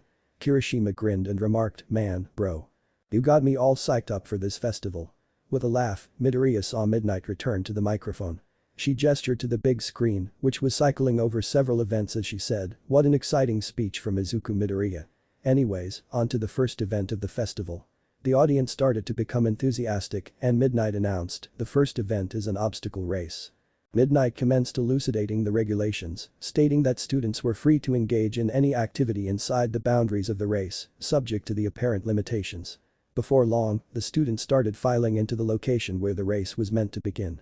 Midoriya found himself somewhere near the front when he became aware of the narrow passageway they were traveling through, which caused a kind of alarm to go out in his head. With this tunnel in the race, this could very well be an obstacle, as the narrow spacing of this tunnel could possibly hinder your beginning, as people can get trapped in the tunnel. If that's the case, being relatively in the front of the group or having a quirk that can let you bypass the traffic, then you're all good. However. Midoriya said to Todoroki at the front, which made him cautious of his classmate right away because he felt the temperature drop slightly. That would have been dismissed by someone not concerned about it, but he knew that Todoroki would most likely freeze the ground in order to trap everyone in the tunnel and give him an advantage. Midoriya so waited as the race countdown began. 3, 2, 1. Go. Midoriya unleashed his enhanced speed from his nighttime training at Takoba, combining it with Yaoirozu's power to swiftly outpace everyone. He heard the gasps of shock as he turned and saw Todoroki freeze the ground more quickly than Midoriya had predicted, but his speed managed to open a gap between them, and to ensure he stayed hidden, Midoriya was able to take the lead as soon as he noticed that his steps felt lighter than before and that he was moving faster than before. He grinned and accelerated, gaining more ground on Todoroki as he drove away. Even the pro heroes and audience believed that Todoroki had won the race when President Mick was making race-related commentary and Aizawa was the guest speaker. Present Mick turned to his pal, who merely shrugged and kept watching the race unfold. What a play by Class 1A's Shoto Todoroki. Using his quirk to quickly give him the lead over the rest of the group. Thoughts, Aizawa? Present Mick asked. Todoroki turned to see his classmates walking over the ice, unmoved by his move. He continued the race, thinking he was in first place, saying, should have figured that they would have managed to overcome my ice. Midoriya slipped between the imitation robots, staying hidden so as not to draw attention to himself. Even the robots, who were just standing there, guarding the area, failed to notice him as he easily cleared it. He didn't feel very exhausted, so he slowed down a little and continued on towards the fall, which was the second and possibly the third obstacle of the marathon. He saw that there were ropes available for him to cross the canyon without any problems, but he didn't want to do that either.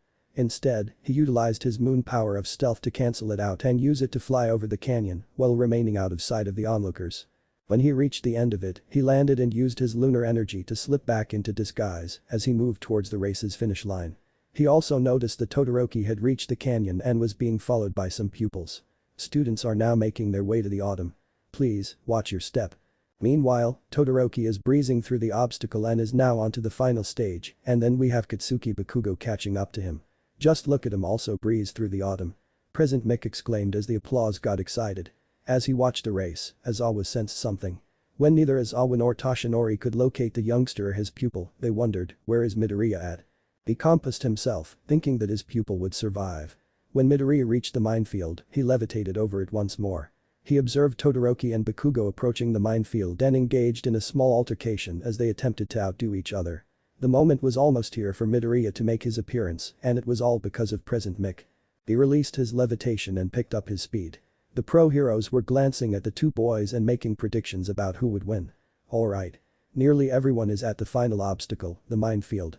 With both Todoroki and Bakugo fighting for the lead, it'll be a very close race. They exclaimed. Bakugo yelled, out of the way, bastard. As he attempted to detonate, but Todoroki stopped it with his ice. The two lads were yelling at one another without realizing that Midoriya was well ahead of them. A loud rumbling was audible as all cameras were trained on the ball of light that materialized in front of Bakugo and Todoroki. Alright, time to reveal myself. Midoriya exclaimed.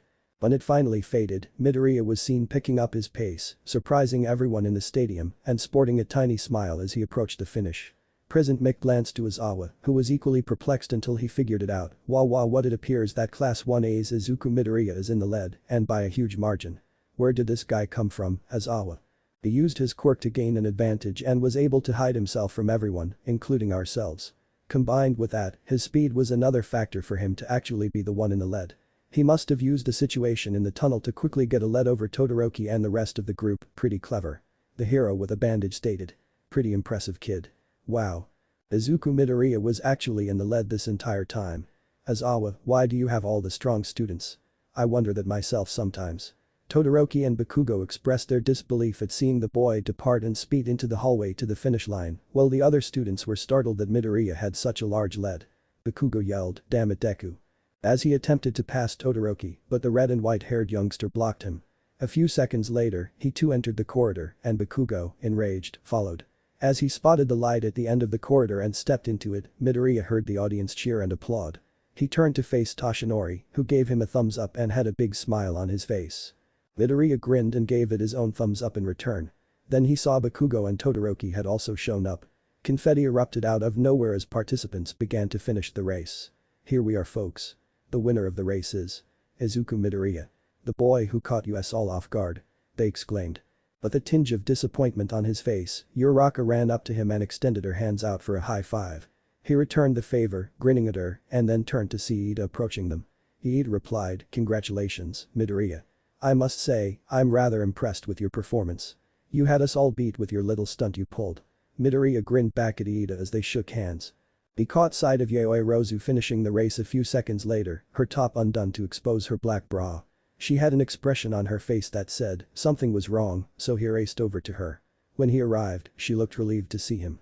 She turned and he saw Mineta on her back, giving her a thumbs up and covered in bruises. Izuku. Please. Remove him. She said. Totally. Worth it. Midoriya snapped at the pervert after hearing it, getting irritated.